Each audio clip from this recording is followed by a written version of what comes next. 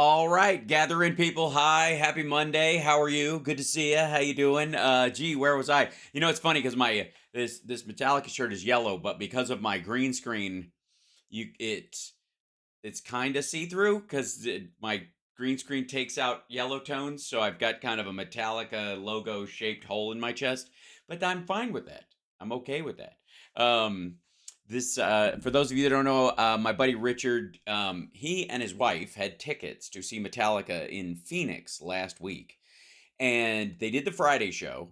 Metallica does this thing where they do Friday and Sunday in whatever city they're in. They do two shows, different sets, both nights are completely different. And in between, there's like fan meetups and that kind of stuff. And they have a pop-up store in downtown Phoenix, and then they move it, and they've got all this. Like it's Metallicon, quite frankly. Let's just call it what it is. It's a touring Metallicon, and I'm cool with that. So they did the Friday show. Hetfield tested positive for COVID, was definitely feeling out of it, tested positive for COVID, so they had to kill the Sunday show, and they just left all their shit parked in Phoenix, really in Glendale, Arizona, but whatever. And they just did it the following Saturday. Unfortunately for his girlfriend, and fortunately for me, she had a previous trip to visit her mother out of town and had tickets booked and all that kind of stuff. So she couldn't go on Saturday. So he calls me up and says, "You're the only dude I could spend 4 hours in a car with talking back and forth to, each way to Phoenix." And so he's like, "Do you have any in?" And I was like, "I'm in. Let's go. Let's go see Metallica in Phoenix." And so it's a long, convoluted story, but we went sort of as guests. They had to pay for their hotel and all that kind of stuff for themselves, but Kirk's camp got them backstage friends and family passes and that kind of stuff. And I have a special treat this afternoon that I'm going to show you guys. And I got to keep it till this afternoon. I ran into somebody at the show that I was like, I was not expecting at all. And that's pretty, Metallica, like Kiss, has a very broad fan base.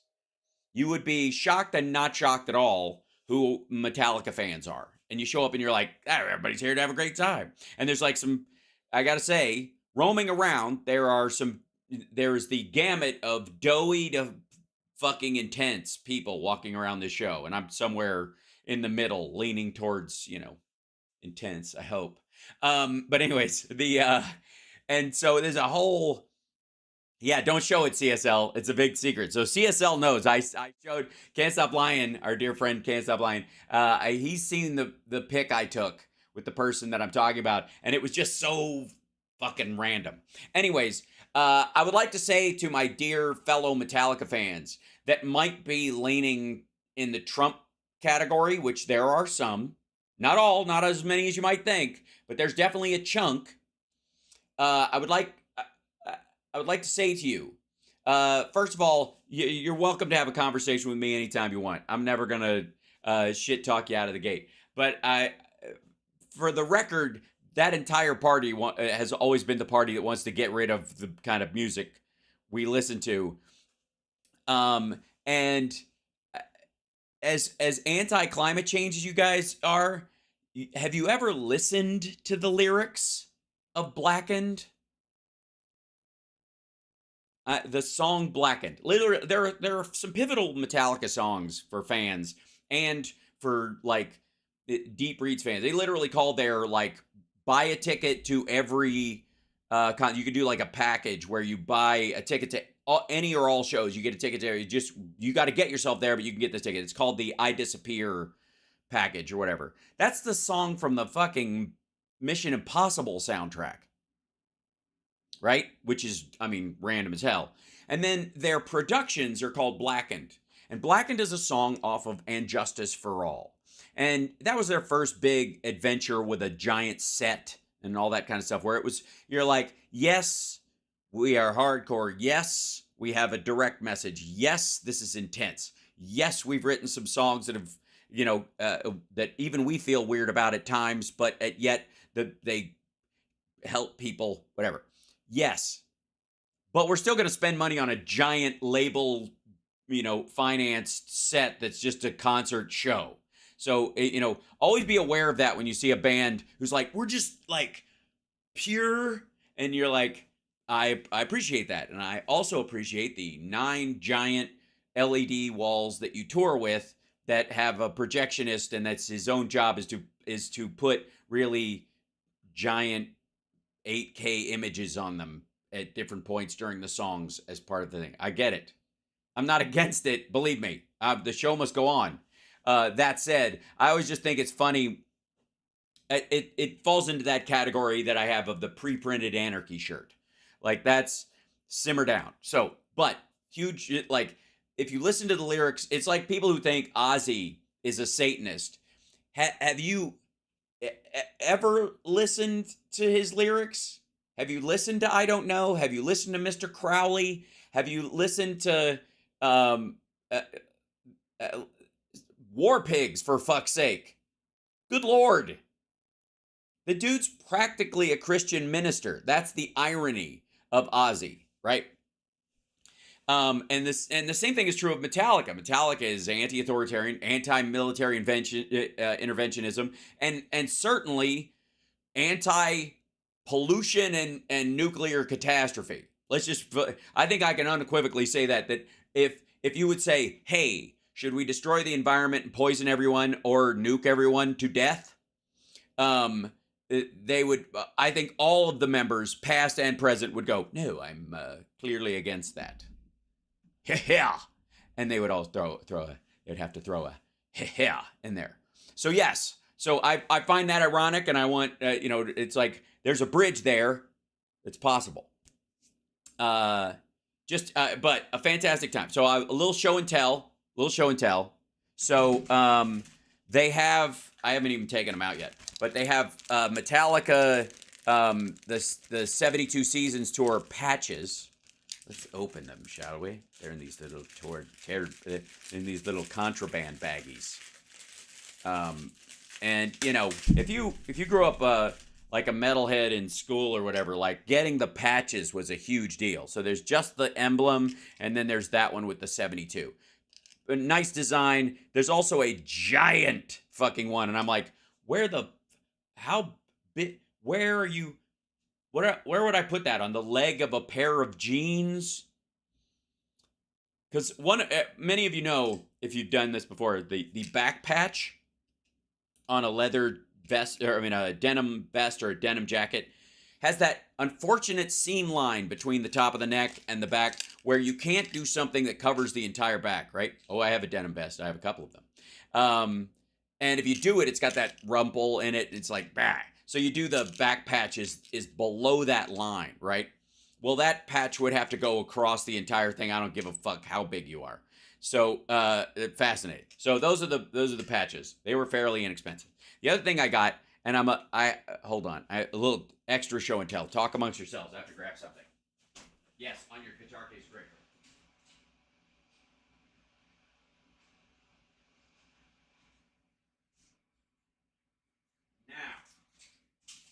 I know this is nerdy and no one will give a shit but me, but I'm going to dive into it anyways. Okay. At the Metallica show, they sell these little packs that look like they're gum, which is everybody's going to put weed in, I suppose. But they sell like a packet of the guitar picks. So there's a bunch of guitar picks in there, and they all have the artwork from the album and that kind of stuff on them. And they're just like, it's a set of picks. Totally cool. Standard Dunlop, just light gauge, light medium, whatever. Fine. These are kind of like when you go into a guitar store and they have a thing of picks, they'll just have these. It's kind of a standard one. Okay. These are not picks that Hetfield and Kirk Hammett play at all, just for the record, or even Trujillo for that matter. He plays with his fingers. So these are just for show. Now, this is pretty common, by the way. When you go into Guitar Center, you can actually buy these little, plectrum packs, as it were, in these little slider things, which are great. And they're also great to attach under something and then have a little drip. You just They're very well crafted. I like these boxes. I enjoy them. I have another one that I'll show you in a second where I put the gum that I chew when I'm singing, the that I learned about from the guy who learned it from Rob Halford, right? So, I for the longest time have played really thick Dunlop purple, what are effectively bass picks. They're super thick. And if anybody's seen my early 01 ones, the black ones, they're that same thickness. They're 1.1 millimeter. It's like playing with a quarter, right? Now the edge is shaved, so it doesn't thunk against it. It's not hard edge, right? So it's smoother than you'd think. But John Sykes from Bill Murder played with those, and I picked that up in high school, and that became the norm for me. Now, you can actually buy Hetfield's picks from Guitar Center or wherever. That's these. They come in this kind of a case. Now, I'm going to show you the difference. Not like you'll care, but I find it fascinating. So there's the white fang and the black fang. These are the picks that he plays with. And these fuckers, these are 1.14 millimeter picks on one hand. He's got two different types because he plays for like acoustic and electric in the show. So when he switches back and forth, he changes. I like heavy as well. These, you can kind of see like standard. See the tip of that? See how it just rounds out? This is what his real picks look like. See that point? See that point? Whatever. This one's sharper than this one because this is for acoustic, but that's the one he plays guitar with. And that's kind of like jazz players play with a real point like that. And Kirk's picks are jazz picks. They're fucking tiny. They're like the size of a dime, and they've got a grip tack on them so you can't drop them, and they've got this really fucking sharp point on them. And I am not a fan. Brian Crow, our dear friend Brian Crow. I have not mentioned 9/11 yet. We're getting there, Eileen. We're going to talk about that in a second. Hence the title of the show, because we're just reviewing what the hell, and having a little conversation before we dive straight into this day. I have been playing with those thick picks for a very long time, but the more I play with like the jam or learning other songs or whatever, I have seen the limitations of my playing is outrunning my pick. So I picked up some like one pack of the Hetfield picks, and I have been experimenting for a good long while with these guys, with that stuff, with the Hetfield point of it, because my speed is picking up and it might help. That's all. And so in my practice, I just decided I'm going to try the Black Fangs and see how they play. If I had them made for myself, they would be thicker. These are 1.1. I would do 1.5 probably, like heavier ones with a shaved jazz tip on them. That would be the thing, because then you could really get some dig in and get that Jerry Cantrell rake sound that he does. Tara Dublin's, by the way, is joining us in the second hour. Yes, for sure. All good. Yes, unless there's news that I don't know. So, and the other thing was, somebody asked about how Suicidal Tendencies was, because they filled in. This is their set list. They were very good. They were excellent. They sounded really great. So, anyways, they did You Can't Bring Me Down, Trip at the Brain, War Inside My Head, Subliminal, Send Me Your Money, Lovely. They did a new song, Mommy and Pledge. Now, truth be told, they did Mommy. I think they scrapped the new song and they didn't do Pledge at the end.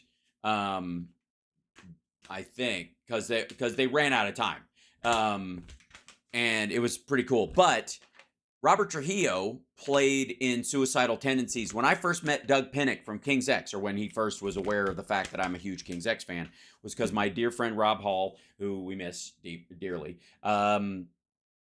was at a Suicidal Tendencies show, and he ran into Doug Pinnick from King's X, the bass player, and said, Hal Sparks is a huge King's X fan. And they went, we watched Talk Soup on tape on our tour bus all the time, because we have our manager tape it for us so we can watch it, because they didn't have satellite or anything on it at the time. And so it was just an instant love fest, because I adore them. And that was Trujillo, I think, was still with them at that time. And then he's now the bass player in Metallica. Trujillo's son, who just played with us, and his daughter also played, They have a little family band. Played with us at the Jam at the Whiskey recently. Has now taken his place in Suicidal Tendencies, and it's hysterical because you've got the original members, you got the mid-level members, the guys who've been in for probably longer than some of the original members were, but are still the replacement guys, so they're always fighting for respect. And then you've got him, and he's cool, he's a great looking kid, but he looks like he's got homework to do. He's like this skinny kid with this like flop hairdo. Everybody else is so intense, and he's a great bass player, fantastically skilled young man, but he looks like he's due back at social studies. It's really funny. And anyway, so Trujillo came out and played with his son on a couple of the songs at the end. I prefer Infectious Grooves, El Stinko Farce. Yeah. Sending it to Hal. Good question. Sorry. What was the question, Andrea? Let me grab over here and look in our staff chat. What was the question? Yeah, throw that my way in there if I miss it. So, so that was fun. Oh, and was there a recent ruling that a state can't stop this misinfo when it comes to national health issues like COVID? I know Musk is suing California about that. No, he doesn't want to have to list his stuff publicly because it turns off the right wingers. It can still exist, just like terms of service. So these assholes will sign off like, okay, they just update the terms of service, don't even realize they're agreeing to, that misinformation, disinformation will be tagged. Private groups, there's a kind of like, if you buy your ticket, you take your chances aspect of free speech that we've always had in the United States. And yet somehow, and this is because Twitter became a news aggregate site more than anything else, more than a social media site. Shitter became and has sort of maintained a little bit of a role as a news aggregate site. You go there for breaking news. You go there for, what the kind of main story in people's interest is. But it's not really all the social interaction aspect of it kind of died, frankly. So, insofar as that, the state and the government is going to have to at some point be able to go, just so you know, that's bullshit. Now, people will say that's a violation of free speech because the government's coming in and going, just so you know, that's bullshit. But the reality is, the think for yourself crowd, fuck your feelings, folks, curiously don't recognize what would effectively be a version of the Streisand effect or stickering of albums, where there are a lot of people who read something and then they read the government says like, hey, by the way, people have reviewed this is nonsense, and they'd go, oh, okay, well, I'll look a little deeper into it. I was about to take it at face value, but maybe there's a little bit of an argument here, or I absolutely believe the CDC or something, and so I call bullshit on this. But there is a whole other group of people where that labeling of it alone will prove to them it's true. Even if the labeling is legit, they'll just go, the government hates it, I'm for it. I'm going to go fucking inject some ivermectin up my butthole. Like, that's what they're going to do, right? You know what I'm saying? Yes, no one is going to dump the dollar. We'll get there in a second. But before I move on from the Metallica talking points and we move into the seriousness of the day and the inseriousness of some of the people, I would like to show you probably the most metal thing of all. I've shown you pics. I've shown you patches. They end up on your jacket, on your vest. If you want to be in an extra in Stranger Things, you're going to need a vest with some patches on it. I show you the set list. I'm wearing the shirt. This is the one from Phoenix. That's the actual Phoenix arena. They have a shirt that's specific to the event. So that's this business right now. But this is the most metal of all. And I had my hair down, and you'll see I'm posting videos about it. No. And this is, and tell me if this is too much, if for some of you folks at home. But this lovely Metallica tote bag, along with some of your purchases, if you don't want to just carry a shirt or wear a couple of shirts wrapped around, I know it might be a little too metal for some of you. And it's both sides. That's melting records and that's melting headphones. Um, uh, Nothing is more metal, I think personally, than a tote bag. And I'm curious how many of these I will see at Whole Foods, or perhaps while people are recycling, and the like. But I had to get the tote bag just because it's a tote bag.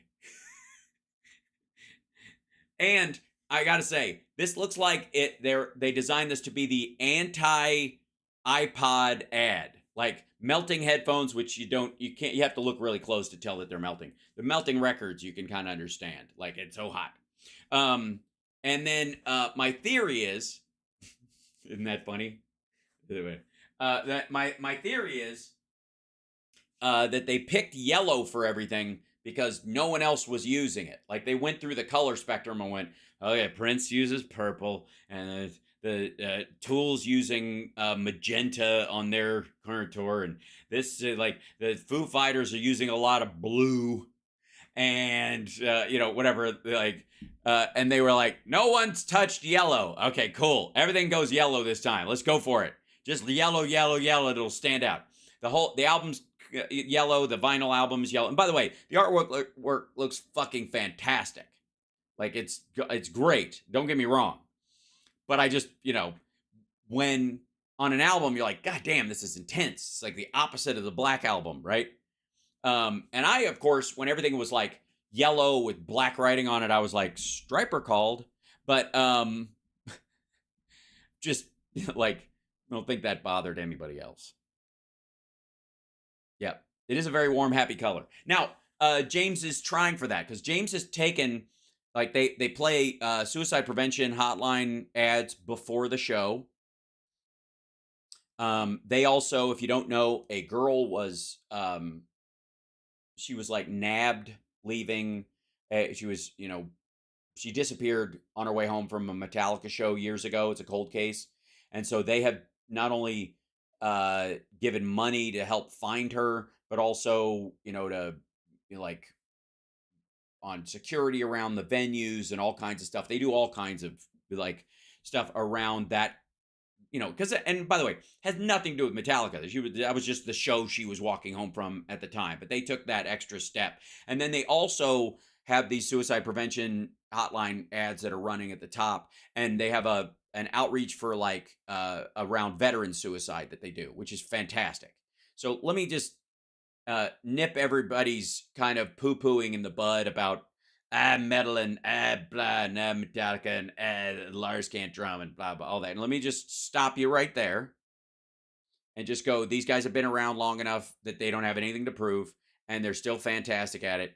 And they do a lot of good work on top of them trying to make themselves better as human beings. And they've had their failings in public and all that kind of stuff. And I think it's a beautiful example of how people who might not have started off as the nicest person in the world, or had a chip on their shoulder from their teenage years, and it wore through them and caused them to have addictions and other stuff, and they have found their way through it, and I find that honorable,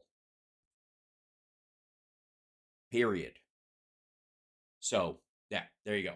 Yeah, they're fucking Metallica's right. Also, holy shit, were we close? Like, good lord. I'll post. I'm still editing the video from this weekend, but good lord, yeah, can't wait for Metallica Crocs. I think Gene Simmons will sue them. Yeah, Metallica gives away millions of dollars. They're good dudes. It's period, end of story. You're a fan of the Metallica documentary? Oh dear God, Some Kind of Monster is horrible. But Through the Never is one of my favorite concert films. There, okay. There endeth the Metallica lesson for those who have been interested and those who are not. Which brings us to 9/11. Now, it's been, 22 years. Yeah. And it's interesting when the phrase that came up, I think a lot, was never forget around that, obviously. And that was kind of, you know, more an example, more a recognition, I think, that we tend to have a short attention span in in this country, and and there's a little bit of those who for don't know their history or forget their history or doomed to repeat it, that kind of thing. Um, and again, I always use 9/11 as an example of it matters who's in office, because when that thing happened, or if it even happened at all, I think is directly reflected on who was the president at the time. Uh, would 9/11 still have happened had Al Gore been president? Possibly. No way to know, because again, there would have been a continuity in their concern from the Clinton administration about Osama bin Laden and all that stuff leading into the next presidency, and they probably would have not just blown it off. And I'm guessing Gore would have paid attention to his presidential daily briefs. That said, let's say it wouldn't matter. It was a fait accompli. It already was a plan in motion, and it actually did happen. There is no question in my mind that the reaction to it would have been different.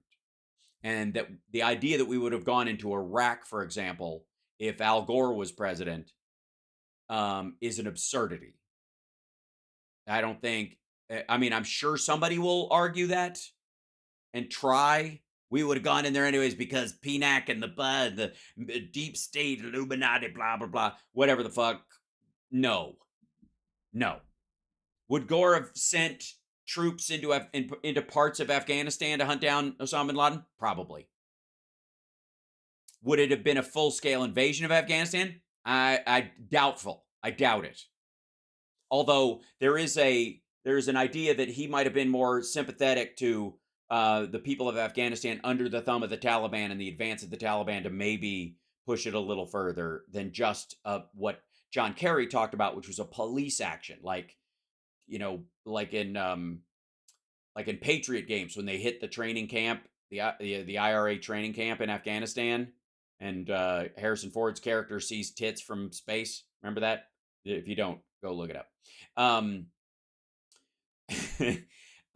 But that's how they found that that was the IRA training camp, is because there was a woman sunning herself, and that just really doesn't happen in Mujahideen and jihadi training camps, just for the record. And so that's how they knew. But John Kerry was saying this should have been an act of Interpol and international cooperation, not of military invasion. And I completely agree. And I think Al Gore would have been the same about that. I think Bill Clinton would have handled it that way. I think, quite frankly, Obama would have handled it that way. I think it would not have satisfied a huge chunk of the populace because it was so shocking. And that was kind of the goal. The goal was bait them into spending all their blood and treasure in the sand, is the idea. That was part of the idea. Make them look vulnerable, and then bait them into doing exactly what we say they do. Even though they're doing it defensively, we can still say they are imperialists, even though we started it. Like, that's still it's what Putin does.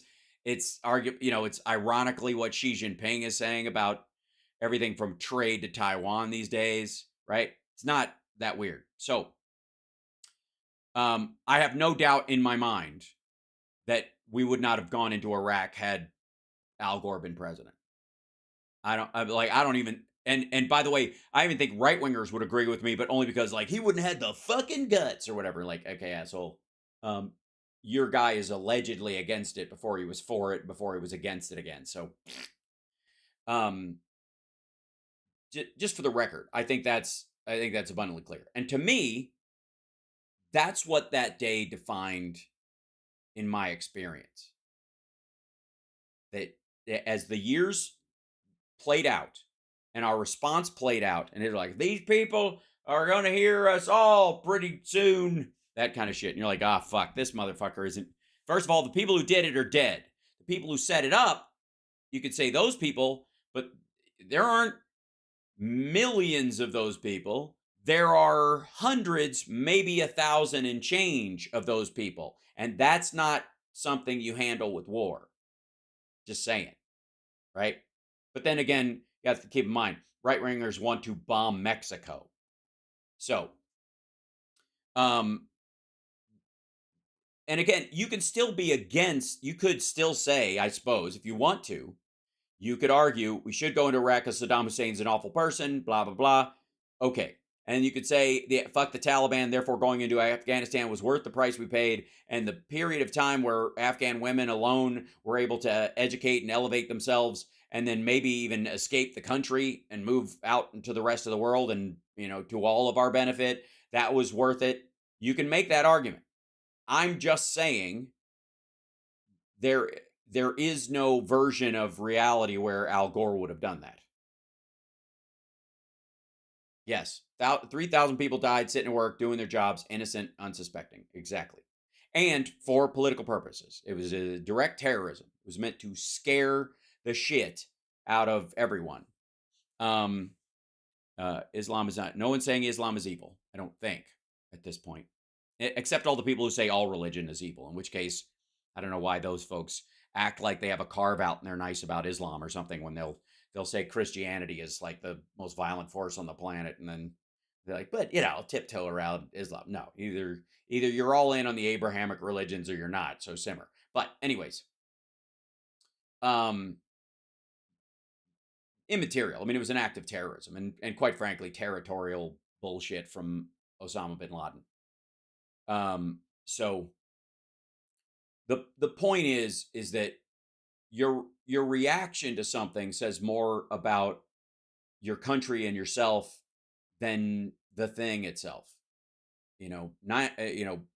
Pearl Harbor. It's interesting in the history of America that Pearl Harbor brought us into World War II. So anybody with half a brain who's looking to do this would go, okay, 9/11 doing something like that is going to bring America into this. You're going to wake up a sleeping giant in that regard. And boy, were we sleeping. In the 90s, it was a lot of navel gazing, stained songs. Everybody blamed their dad for everything that was wrong in their life, like musically, culturally, everything. It was, like, there was, the 90s were in many ways, a decade of taking the world for granted. After sort of, maybe partly in reaction to the sort of like, if we don't take it, somebody else will, of the 80s and the 70s, where we went, it's for everybody. And then some other people started taking it and you're like, you can't take that. It's for everybody. And they're like, fuck you. So there's, we go through these periods, and a measured approach that logically deals with the circumstance that's right in front of you, geopolitically, domestically, financially, psychosexually, whatever, it should be your focus, especially if you're a leader of a country or you're a legislator or something like that. That you don't, because you can't just whipsaw at trends and experiences like this, and you can't be blown onto your heels by even the most like painful of circumstances. You have to be the steady voice in the room. So the GMB, $140 for a case of Coke and $8 for a gallon for fuel. We're talking on 9/11 back then or now, or what kind of case of Coke are you getting? That's enormous. And also, what we should be charging? I caught that in the middle. Fred Durst took the world for granted. Is that why he wanted to break stuff? Yeah, sort of. Yeah. I mean, that was the attitude that he was appealing to. Sure. But the point is, that a quality leader can not only, in a situation like that, think clearly and with a grasp on the greater issues around an extraordinary situation like that, but also convey that to the people. And George Bush was never going to be the one who goes, look, I know everybody's angry, but these 12, we're not, I don't give a fuck what Rumsfeld's saying. These people are Saudis, and so was Osama bin Laden, but he's at odds with the royal family because they don't want to open up, and we're engaged in trying to open up, and plus we still need their oil because Ronald Reagan took solar panels off the White House and gave the middle finger to alternate fuels and they killed the electric car in 1991, so we'd still have to use this shit for a lot longer than we would have had to if we just innovated like America used to, which is what you just, one of the early rushes of America was actually very beneficial in that everybody was trying to outdo each other, and then when they settled into like, okay, this is enough, they started tapping each other down. That's what it would be, the soft monopoly of collusion, right, between companies was the theory. And then that broke out after a while. Nobody played that game for very long. They never do. But George Bush was never going to be the guy to tell you, I want you to remain calm and focused. We are going to get the people who are behind this, but we're also not going to be dragged into attacking a billion people by these folks who are bastardizing what they're saying and that kind of stuff. Like, we won't do it because what they want is your money. They want your sons' lives, and they want them to be flown over and dropped off in the desert so they can shoot them closer to home. That's what they want from us. Well, we're going to handle this a lot smarter. Yeah, Obama would have reacted aggressively. I don't think so. I think Obama would have had a tempered view, much like Gore supposedly. But I'm just saying, regardless of whether Gore or Obama were capable of this, is not the point. George Bush would never be the person who was capable of that. He was never going to be the messenger that tells you to think first before you act. He's the guy you wanted to have a beer with. That's why he got elected. Same thing with Donald Trump. Donald Trump, with all of his deal talk, is never going to be the guy who can think stuff through and can go, all right, we got some good stuff. We'll leave some stuff on the table. It's fine. He's always the guy like, look, we negotiate from a position of strength. We fucking scream at everybody. And if they don't give us what we want, we turn over the table and split. And anybody who's damaged by the lack of a deal or a lack of a, support structure or losing all their farm goods and blah, blah, fuck them. And then, once he became a president, he had to like go, oh shit, that's sort of my base. So he had to pay them off to stick with him. So, I was, some people are, what were you doing when you heard about 9/11? I was filming Queer as Folk in Toronto, and I had a relatively early day. Peter Page, bless his heart, had one of his major scenes. It was always this thing. I've always wondered what your opinion of businesses that support the military complex. Okay, we'll talk about that in a second, because I think the concept of military industrial complex is a farce, but we'll talk about that later. It is simply how things have to operate in a free society. That's how it's going to work, because we're not going to just have American tank factory. Anyway, so 9/11, morning of it, I had an apartment at King and Bathurst, and I have very distinct memories of that place. A lot of great memories, a lot of rough memories, a lot of life on the, in Toronto. And I appreciate that place in so many ways. But I got up early, and that was, Peter Page had a scene that day that he'd been kind of gearing up for. Like, as actors, sometimes you get sort of pedestrian storylines, and he would get sort of pedestrian storylines, accidentally being the sort of the comic relief or something as the sort of flamboyant character. When as an actor, he's incredibly skilled and has a real dedication to his craft, and so it can be frustrating. I'm sure. When you're in that role. Now, as a comedian, I've always enjoyed that role. So if that was the norm for me and then I had a breakout, the other thing would be a plus, not I live in a negative and finally I get normal. And that's, it's just a difference of attitude. And that's what you get being a stand-up, or people's expectations of you are so fucking low, blah, blah, blah. So Peter had this storyline that they had set up, and we were filming his big scene that day. It was going to be outside. It's at one of the outside of this building where we'd shoot some of the club scenes, and we had to start relatively early, so we had enough, time to get it before the light changed at noon, and then after noon you could come back and do pickups if you needed to when you moved inside, and blah blah blah. And he had been like emotionally excited about doing this for quite some time. Like when we read through the script at the read through, he was so happy to have something to really sink his teeth into.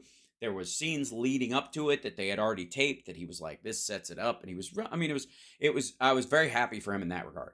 And so his scene was set to shoot at, I think, we would lens at 10:30, let's say, a.m. And that meant picking us up at, you know, 8:39, depending on where you were in the city. You know, they sent a van for us and a couple of us at a time, because we'd all kind of lived in generally the same area. It wasn't a big city, and so they'd take us over there all sort of semi together. And I get the call that the van is downstairs to pick me up, and then I'm grabbing some stuff to head out the door because they just let me know when they're rolling up. And then the phone rings again, and I was like about to say, like, I'm coming down, and it was my buddy Chris Bono. And Chris said, turn on your television set. And I went, why? And he goes, just turn on the TV. Turn on the TV right now. Are you watching? Are you watching? And I went, I don't know what you're talking. So I turned it on, and I turned it on just in time for them. And it was more than likely a replay of the plane hitting the second tower. It's about that timing. And I remember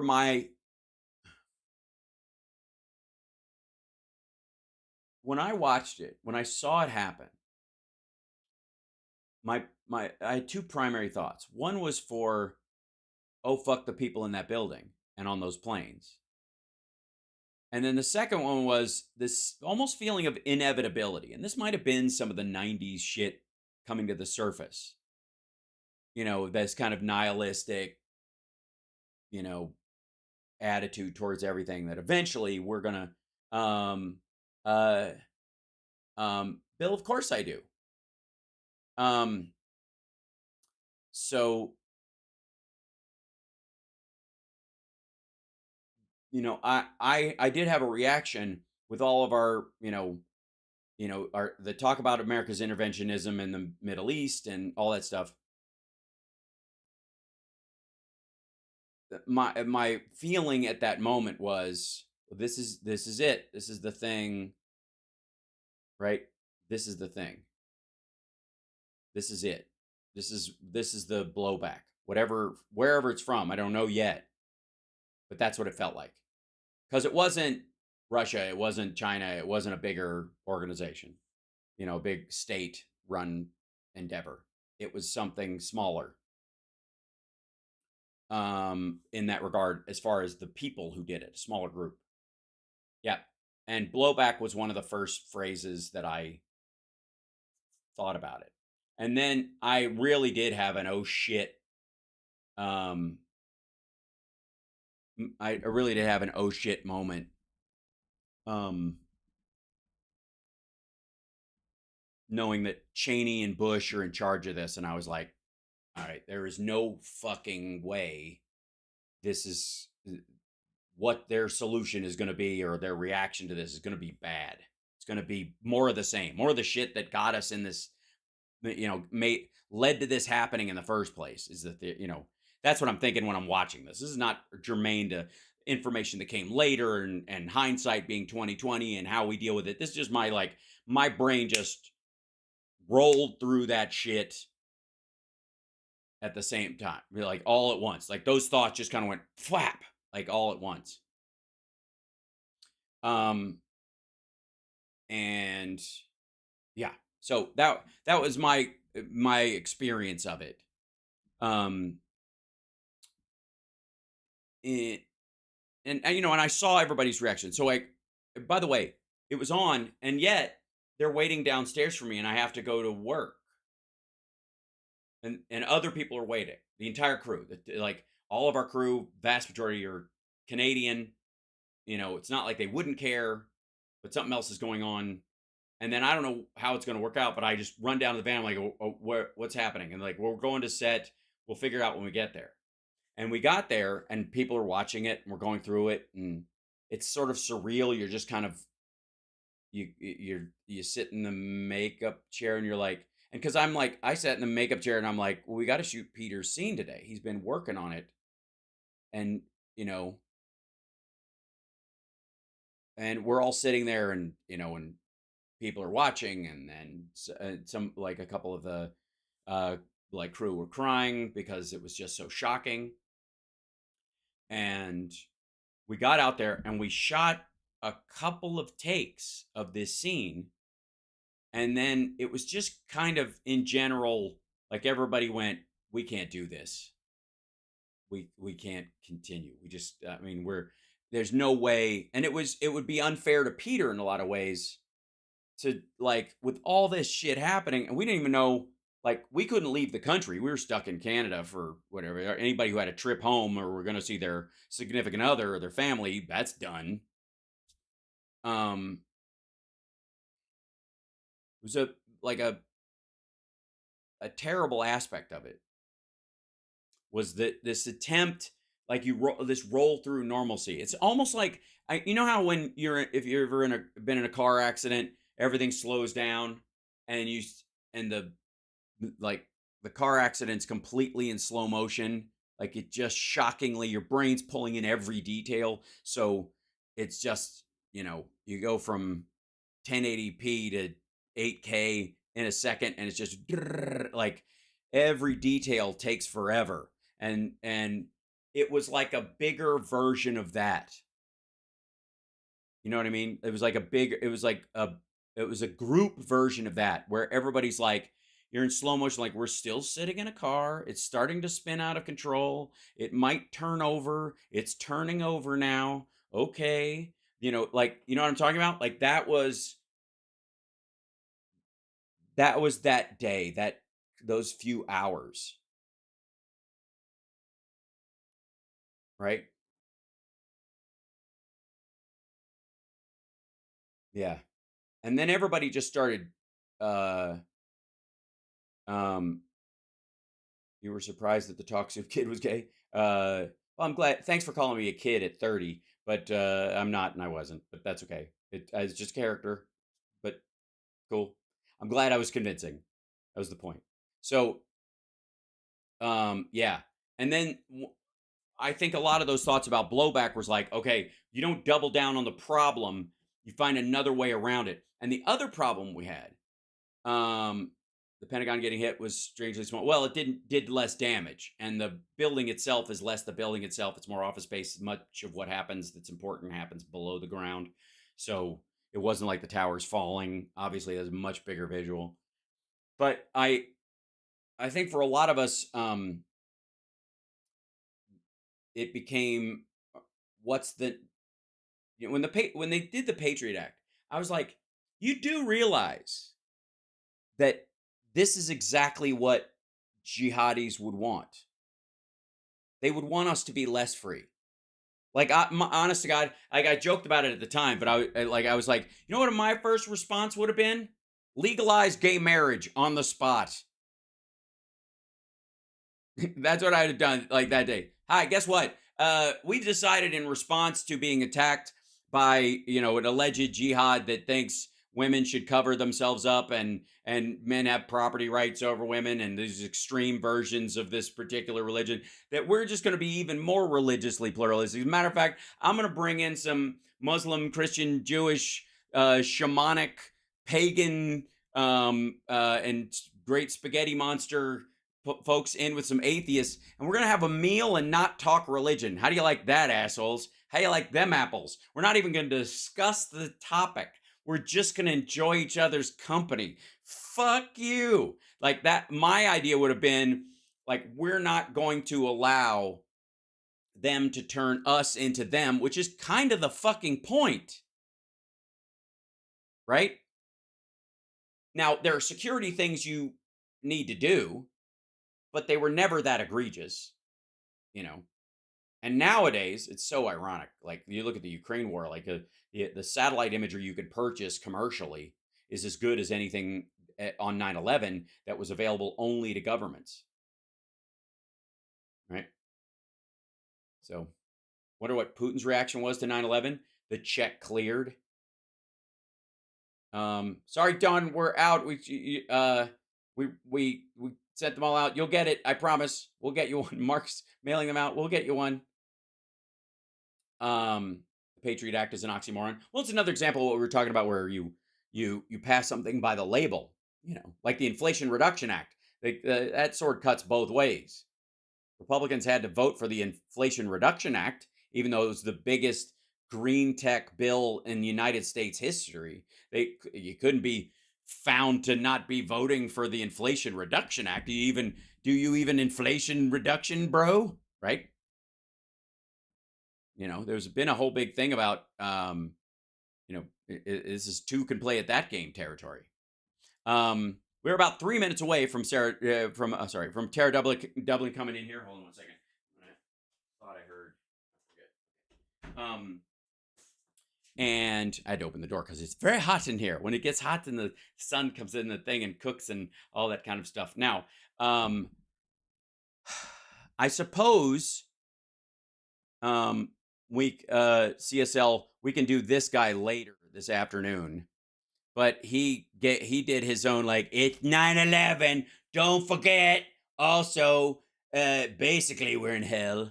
We'll cover that later on the clip show this afternoon at 3:00 Pacific time.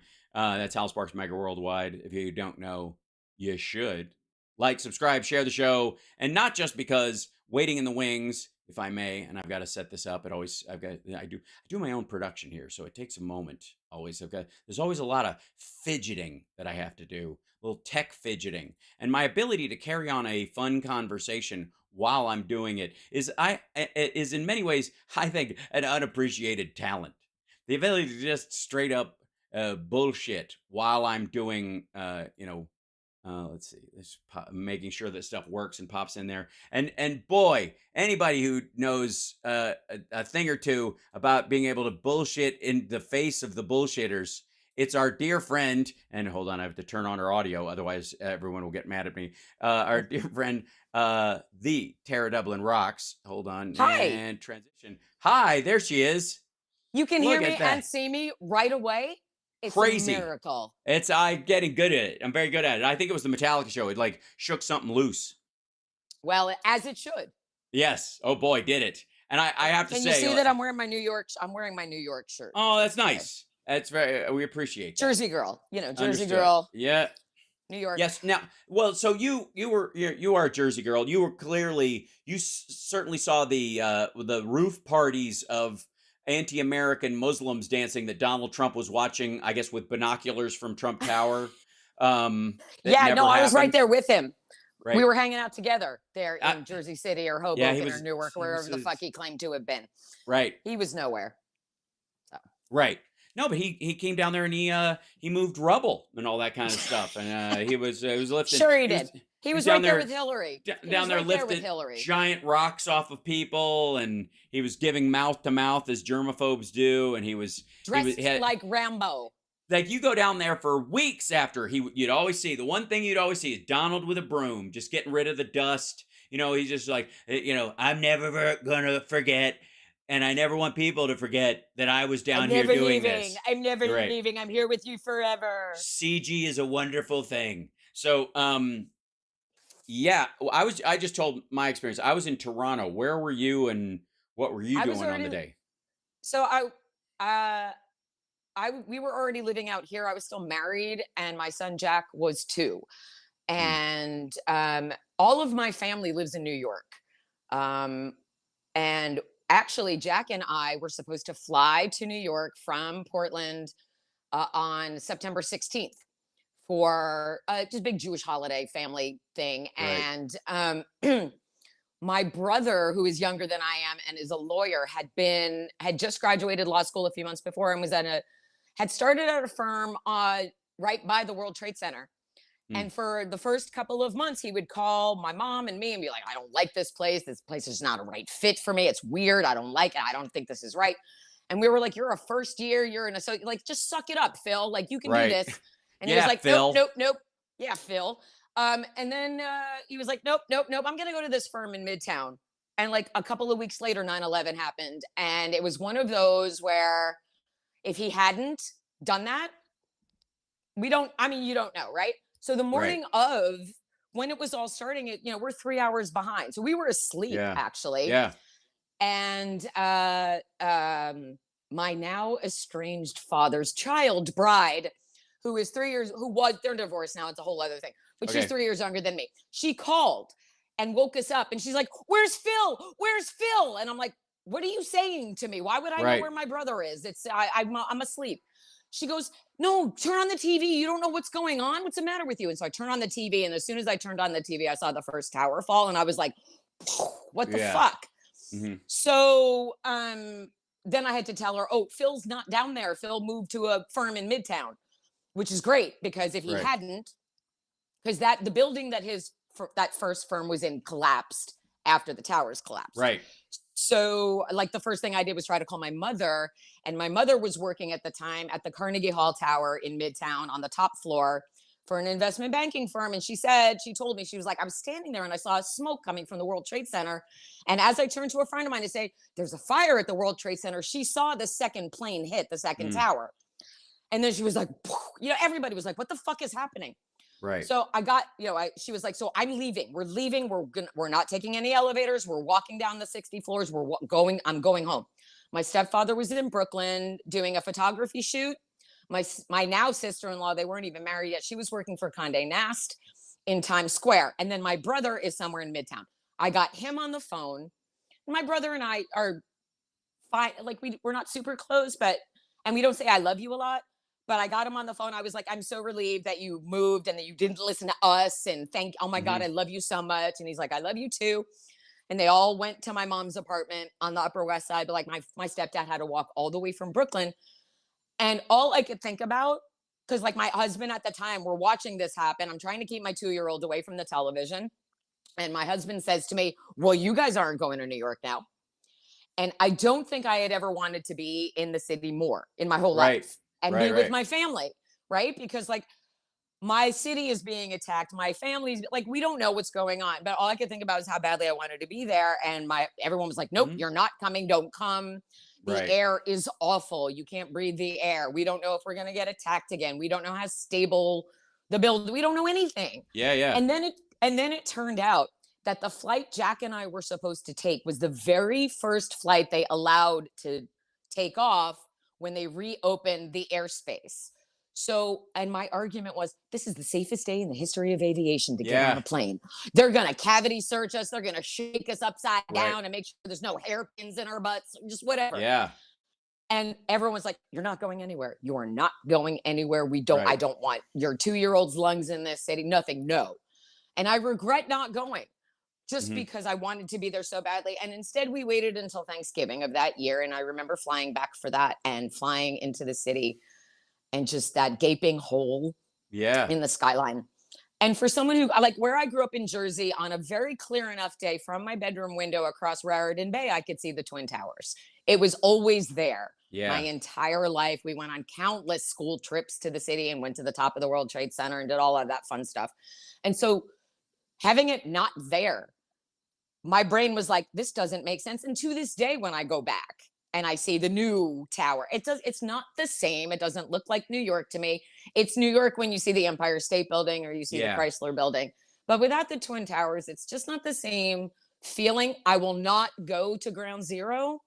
Right. I don't, there's a gift shop where people died. I don't like that. I don't like that at all.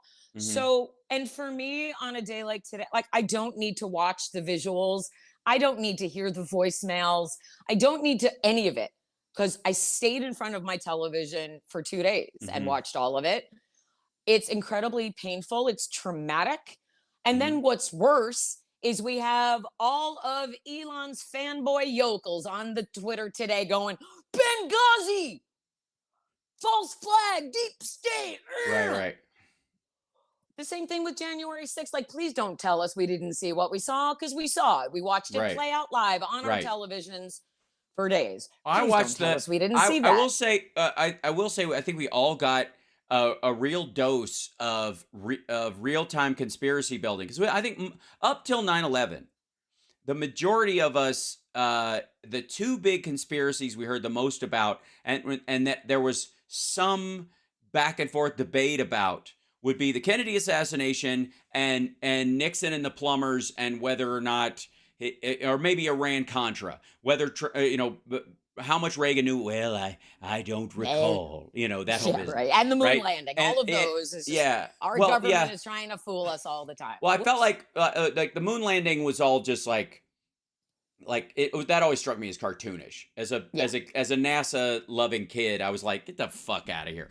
And and the funniest part of the NASA conspiracies, on a side note, and interestingly enough, my middle name is Tangent, and it's a funny story how I got that. Let me tell you. But so there are some people who are like, we faked the moon landing and the space race with the Soviets, and I'm like, okay, first of all, if we did that and were successful, we convinced the world and the Soviets that we had actually landed on the moon when we hadn't. I'm almost more impressed. Like that, I don't know if you know this, but that's a bigger feat of like planning and structure and risk than going to the moon is, than sending fucking 4 guys in a tin can into space. Like wait a minute, you're telling me the United States was able to bullshit 4 billion people? That's pretty cool. That's pretty cool. I'm very impressed with us. I'm just saying. It's astonishing to me that people will twist themselves into conspiracy pretzels because the truth is so hard. Right. Truth is not that hard. Face it. It's also, just face the truth. It's also unfortunately normal. And when you, maybe the conspiratorial aspect of it, gets a lot of them out of having to defend what Bush and Cheney did, because it was all a big thing. It wasn't a bad decision by these people who shouldn't be near the levers of power at all, and that this is a standard Republican reaction to things, and it's an indicative aspect of their party geopolitically that they have to defend and explain. They can just go, that was the Illuminati. They didn't even fall down. Those weren't even planes. That was a blimp. It's all CG. Remember, to this day. George Bush, I have stories about George Bush. Have I ever told my George Bush story on your show? I don't think so. So back in the late 90s, like 96 to 98, I worked at the Chelsea Piers in Manhattan. And, there's studios there and sports entertainment complex and all of that. And my boss. Chat room, she did not used to work the docks. Get your mind out of the gutter. All right, back to. I'm sure. Sarah. Yeah, because I bring in so much money working the docks. Right. But I did special events at Chelsea Piers, and my bosses co-owned the Texas Rangers with George Bush when he was governor of Texas. One of my bosses was George Bush's roommate at Yale, and I heard stories about the Bush Skull family. And bones.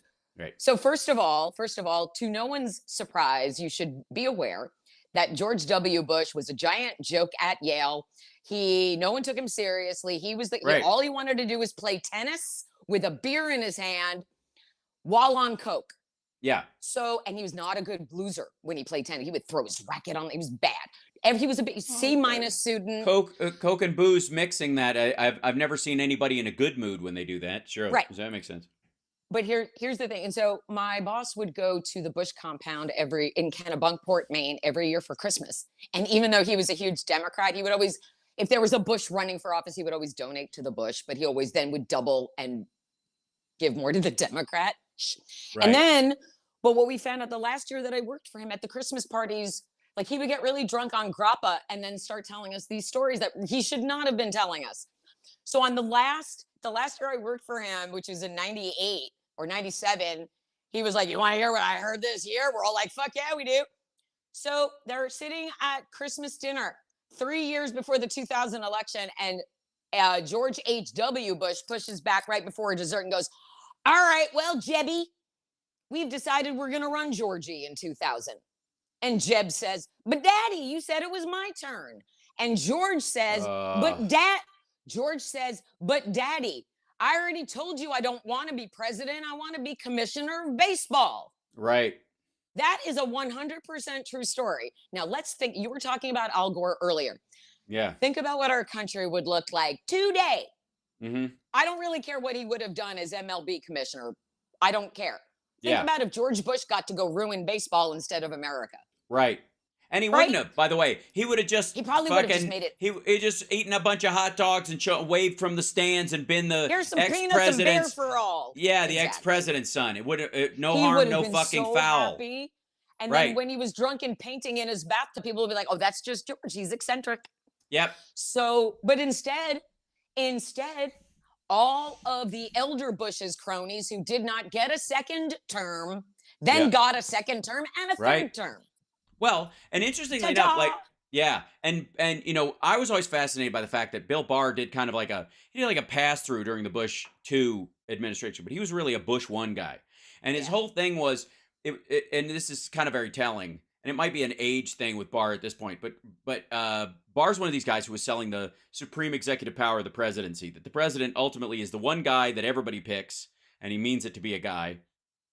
So he should have a line item veto, you know? So these rando fucks in these congressional districts can't put stuff in there that the president, who's voted on by everybody, shouldn't be able to just cross out with a fucking Sharpie, right? And I'll sign this, and he can send it back to the House, but I'm not signing it unless that's out, and they have to go rubber stamp and whatever. And he wanted that. Along with that was his ability to have complete secrecy without the Presidential Records Act. He wanted to repeal it effectively or neuter it in every possible way. That public communications would be part of the Presidential Records Act, but all private communications are covered by executive privilege automatically. And this is why, and he was the guy who saved George H.W. Bush from the flowing Iran-Contra stuff, because he came up with the legal argument for why his journals were personal, even though they had notes in it that he took while president at meetings with guys who were involved in Iran-Contra. And they basically threw those guys were like, he told me to. And that would have lessened their sentence, because for all practical purposes, the vice president gives you an order and it's military and you're on a need to know basis. You can argue, I didn't know what the rest of the shit was. All I knew was make sure this plane gets to here, right? That's how they wanted to run shit. And so but the problem is he has all these notes where they were all in the room together, and George Bush said, you make sure the plane gets there, and you make sure it has the crack on it, and you know, whatever. And so that you know, Bill Barr was like the architect of that shit. Interestingly enough, he loses his interest in giving absolute power to the president during the Bush 2 years because he personally knows George W. Bush. And he's like, all right, we might want to do this eventually, but not until this asshole's gone, because I don't want, for one thing, Cheney writing shit down and having Bush like just rubber stamp it. That's scary. Then you got the supreme vice presidency, because if you can craft an EO in the vice president's office and then he signs it, then you've got a shadow presidency, blah, blah, blah. So that's what we're afraid of. As soon as Trump came in, he was like, get me in there. Let's turn this guy into, because this is my last shot at it. Because Right. Polls are showing that people aren't buying this shit anymore. And if I don't do it now, we'll never do it. And if we don't do it now, we also won't be able to guarantee that he can sort of manipulate elections or other stuff that will help us maintain some sort of electoral college majority in the future. So like those cronies coming back in, and Barr in particular, were very strategically threaded through the Bush years into that. So when you went back on Thanksgiving of that year, Yeah. It was the yeah. feeling in the city was, it was just like everyone was like, we're all in this together. It was still, there was still very much, everyone seemed very bonded, and there was this collective feeling of, you fucked with our city, you made a big mistake. Right. And there was that, we're very incredibly proud that we're surviving this, we're going to survive this, we will move on, Right. we'll be a stronger city for it, we'll be a stronger country. And there was that, you know, that overwhelming abundance of love and patriotism, Yeah. that united us in a way that I don't think we had felt in a long time, because we hadn't had our core shaken like that, right? We didn't feel vulnerable, we felt powerful, and we felt like, who would ever step to the United States? And the Saudis were like, we would.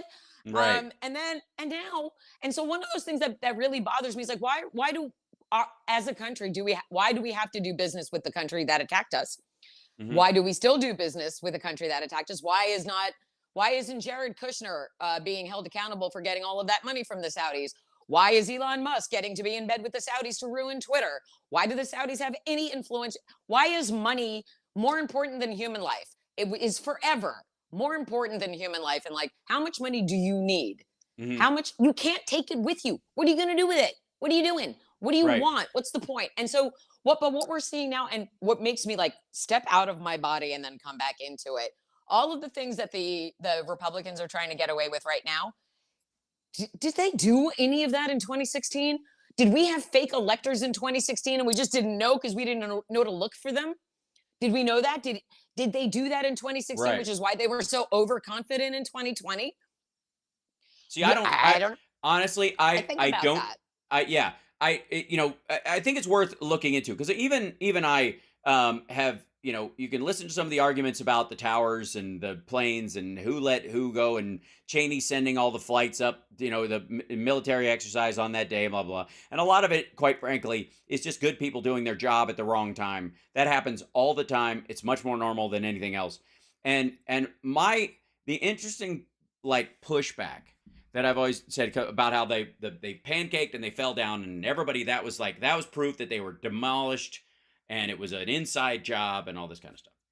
And the way I would always kind of put it to people is that's not necessarily true because the structural weight of the top of it, once the middle of it went down, the thump of that was the thing that caused the cascading. And then you had more weight and more weight and more weight on what was effectively a fucked structure to begin with. It was not designed, and now the really tall buildings are central column as opposed to the four corner ones, which was an older form of architecture. And my dad's an architect. We've talked about this a bunch of times. But here's what I would say about the if people are like they were blown up. Okay, imagine if you will, you're in New York City and you're a billionaire who owns multiple buildings downtown. You own part of Wall Street and you own part of if I can some buildings in Hell's Kitchen and whatever. And you also have apartments full of human beings all over the place, and you have offices full of human beings, and you are always ice skating uphill to get people to pay these outlandish rents to live in the fucking place so they can be nearer in form to the place they pay outlandish rents to work in. And that is Manhattan.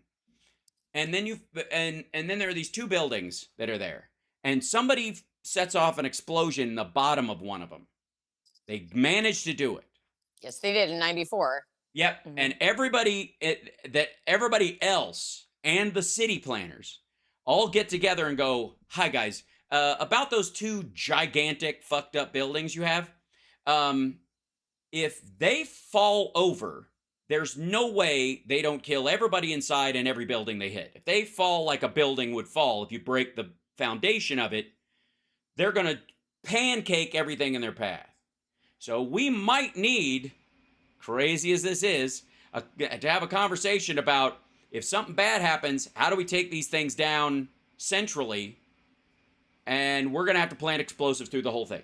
You can't tell your tenants, you can't tell anybody else, but it's part of the insurance of it. We'll clear the building before, we'll make sure everybody's out before anything like that happens. God willing, blah, blah, blah. But on the day, if somebody has to pull the building, that's what that's for. It's not because they weren't hit. It's not because they weren't going to fall. It's that they were going to fall, but they were going to fall like that. And so they made this decision. That's one of those, and that's an intellectual exercise I just had in my own head about that would justify, both the conspiracy minded and the kind of sensible shoes folks. And the reason I go through that and kind of ran that scenario through in my head was because those buildings were so fucking gigantic and so and only partially full. And eventually I always wonder what happens when you change buildings? At some point they're going to stay forever. How do you get rid of them? What do you do? Especially maybe you'll be able to maintain the Empire State Building forever because it's not that big. It's got a wide footprint. It's old structure that, Right. unless there's an earthquake, you don't really need to get rid of it.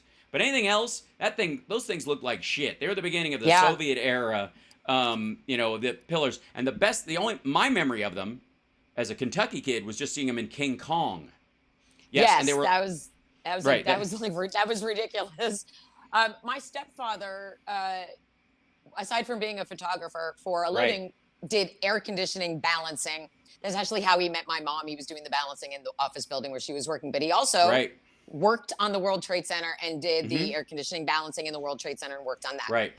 And in 94, when they did the bomb in the van downstairs and he heard about that, and I think that was, I don't remember exactly what it was, but I think we had just moved to New York because that's when my ex-husband began his residency. Mm-hmm. But we talked about that with my stepdad, and my stepdad was like, if they had planted that bomb in the middle of the building instead of downstairs, everything would have fucking collapsed. Yep. And I was like, oh, what now?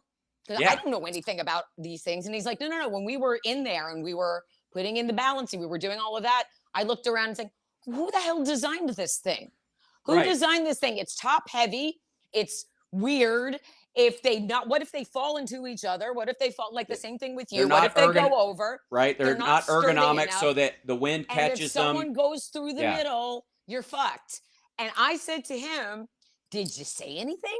Did you say anything at the time? He's like, What are you who gonna the say? fuck's gonna listen to me? Right. You go to Well- your foreman and your foreman's like, I'm just doing my job. I'm just building to spec. I'm just following the plan. Yeah. No one said, maybe this isn't a good idea. Maybe we should figure out a way to There's a make these tower in San stronger or Francisco. whatever. There's a tower in San Francisco that they built on looser ground than they should have. They didn't build the foundation far enough. And you're like, this is a fucking earthquake zone. You should. Oh, yeah. It's always having minor tremors, so you got to work extra hard. And that thing is fucking leaning. And they're like, people have bought condos in it, and they're like, I want my money back. And like, nope. And you're like, yeah, I technically, I don't want to live in the Leaning Tower of Pisa, especially if it's No. actually going to fucking collapse. The other Right. thing too is with that kind of architecture, it was very flat on each side. So anytime there was wind from any particular direction, if it was even close to parallel or perpendicular to the towers in any direction, they felt it. It was a big deal. So Yeah. like there was always a curious set of buildings. And somebody brought up it's called brutalist architecture, very Soviet, very gray, a period of like post hippie attitude about stuff like we just need utility. All this pretty fleur-de-lis and all that kind of shit is decadent. It was like Everybody hated it when it first went up. People were mad. There was a huge Right. controversy about it, and then slowly it became the symbol of Lower Manhattan. Mm-hmm. Just over the years, and it became. I knew so many. I mean, I knew people that worked in the towers. And do you remember after 9/11, the newspaper started printing the names of the dead? Yeah. And it would just be like just lists, just columns of names. And every day that I would get the newspaper and I would look, and there was a day where I saw somebody that I was friends with in high school who died in the tower. And I was just like, Yeah. I was devastated. I mean, we weren't close, we weren't still in touch, but Right. I spent a lot of time in high school with her. And then I found out another friend of mine I went to high school with was also in one of the towers, and she got out. Mm-hmm. And I found that out, I think, we were still, because it was just a few years after my 10th high school reunion, so we were still in touch. And I found out, and she was very calm about it. You know, when I talked to her about it, she was like, no, I got out. We just walked down the stairs. I was like, how are you not fully traumatized? She's like, well, I'm alive. Well, I'm alive. Also, those buildings were so fucking big that people in the bottom, they might have felt the tremor when it was hit or something like that, but they didn't have like a fire and brimstone kind of experience of the thing the way the people higher up did. And so they just walked out of a building and went, what the fuck? Like they, that happens with a bunch of these. And one of the, a couple of things, two victims who died have been identified just like in the last week, finally from their DNA poor officially. Families. Well, their families knew, but they couldn't find if their remains. They were literally, and the horror of this was that there were some people in this collapse where their remains were pulverized. They were just ground to pieces, into bits, as the rocks fell and crushed it. I mean, like, it's just a horrifying story. All of it is horrifying. Yes, it's like there were mudslides in Malibu at one point a few years ago. They happened with some regularity, but there was this relatively famous case of this couple who was asleep in their bed, and the mudslide came, and it came through. They had a window above their bed, like one of those panel windows, and it just blasted in and filled the room and just suffocated them in their bed. There's even a question whether they actually even woke up enough to even be able to, because they were in the same position when they Oh, dug them it's out. just And you're nightmare. It's like, nightmare fuel. and but it's also like a good reminder that this happened to real people having a real experience who have relatives and friends and loved ones and people they went to high school with and tangential friends and acquaintances and that are still dealing with it, as you know, because we've all lost somebody or two or seven, as the case may be. And sometimes some are easier than others. Some it's just an experience of like, whether they were older or whether it was, you had a relationship that, there was an understanding about. It was a possibility for a long time. Somebody who struggles with addiction that you deal with or something like it's, there's a different way that you have, there's levels of grief. And then there's people that are just snapped out of existence and you never get to say goodbye. And it's just, they're gone. They're just, you don't get to have a funeral. You don't get to really, I mean, you have one, but you don't have a body. Right.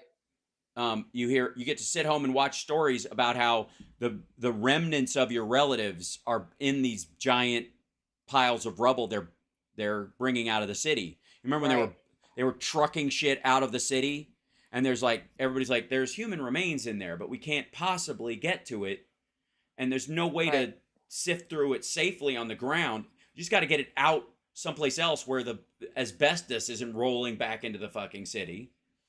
And we that just there are passed people... the PACT Act, for fuck's sake. That Joe Biden had to, wait this long to be president so that he could push that through. And then there are people to this day who will destroy the memories of all of the people who died because they have to be political dicks on Twitter for clickbait. I don't really understand. I mean, yes, there is an unimaginable tragedy, but it's real and true. And as hard as it is to comprehend, and as much as you don't want to think about how people might have suffered or how awful it is, it's real. And to say anything other than what happened is to not honor the memory of the people who were just living their lives and went to work that morning. Like everybody gets up and goes to work, and they didn't get to come home because there was the most devastating terrorist attack perpetrated on American soil.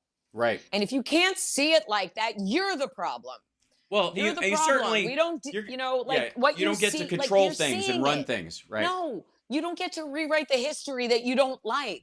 It's the same thing with every other incident in American history that they're trying to whitewash and rewrite, especially if you were there and you witnessed it or you physically survived it. Are you going to tell me, all of you fucking asshole MAGA people who are doing this shit today, you're going to say, if I brought my friend Sharon on your show and had her retell her 9/11 experience, you're going to call her a liar?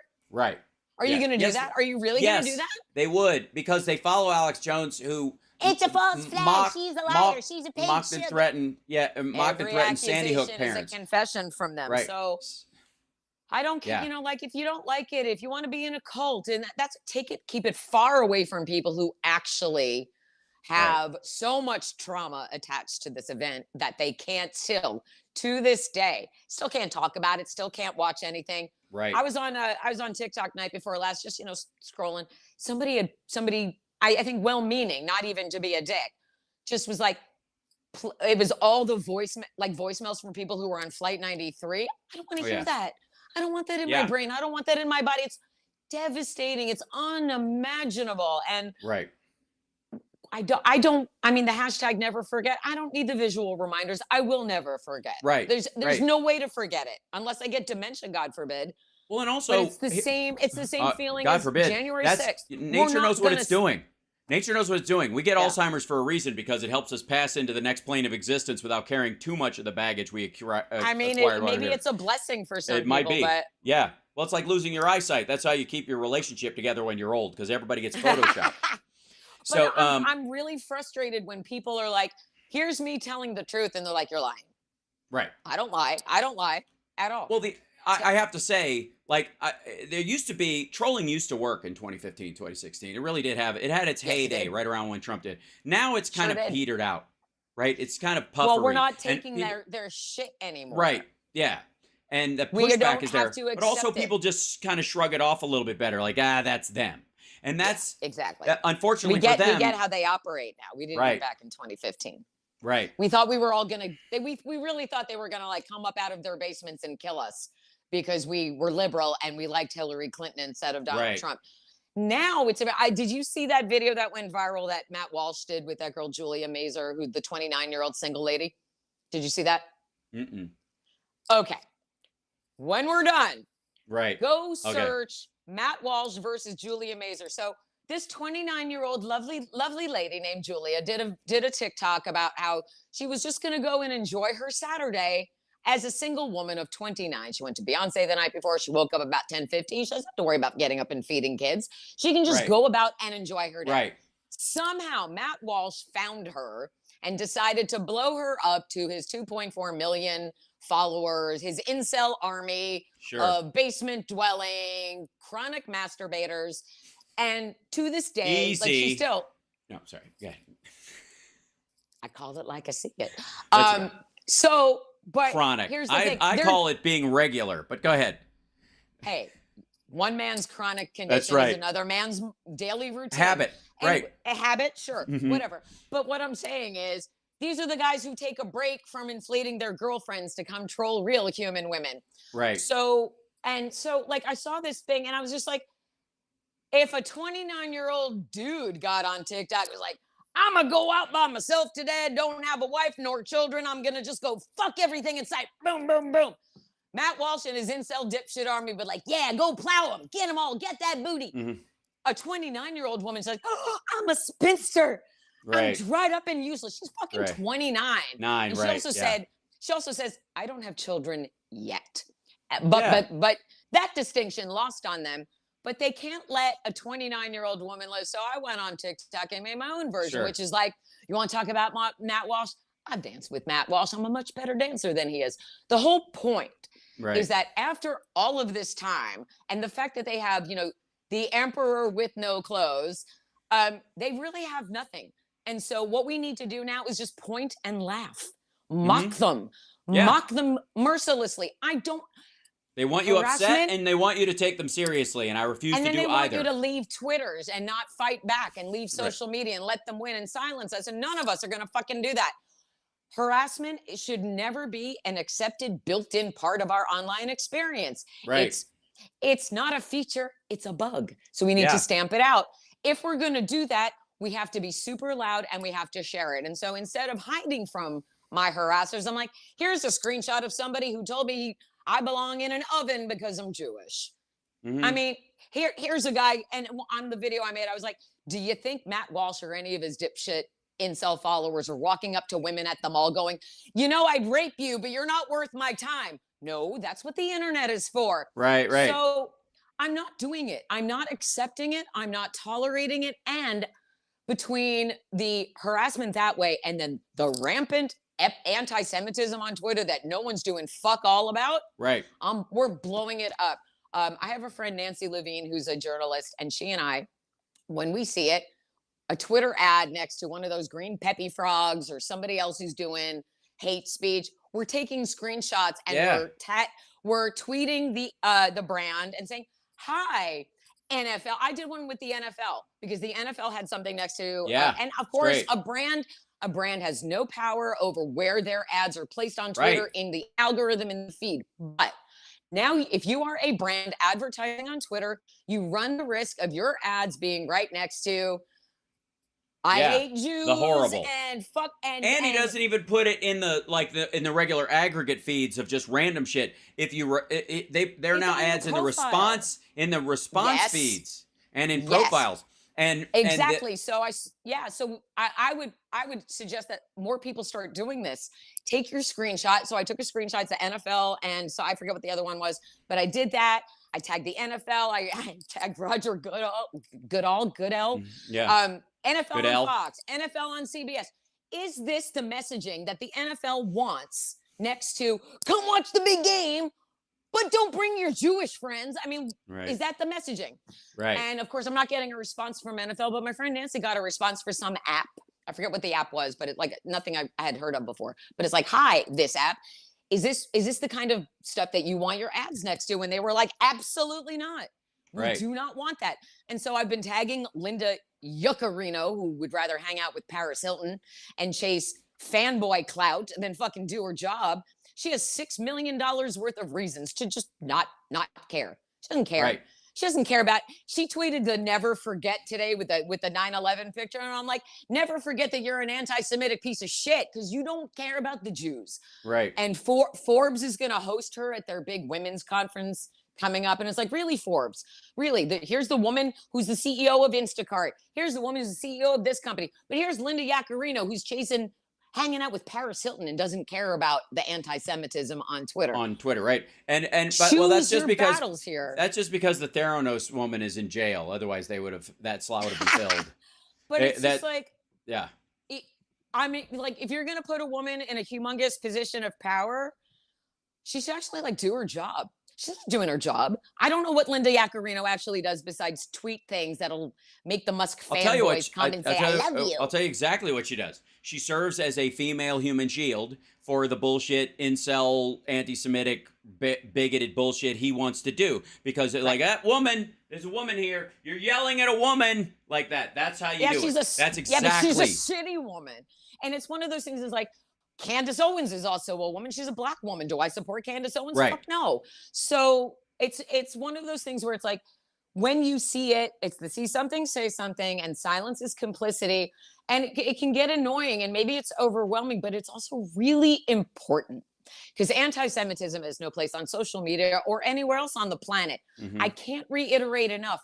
Nothing is the Jews' fault. We didn't perpetrate 9/11. We didn't kill Jesus. We don't run the banks. And we definitely don't run Hollywood, because if that were the case, as much as your movie would have been made out of your book already. Exactly. You right. would be on my show. You know what I'm saying? Right. You know what I'm saying?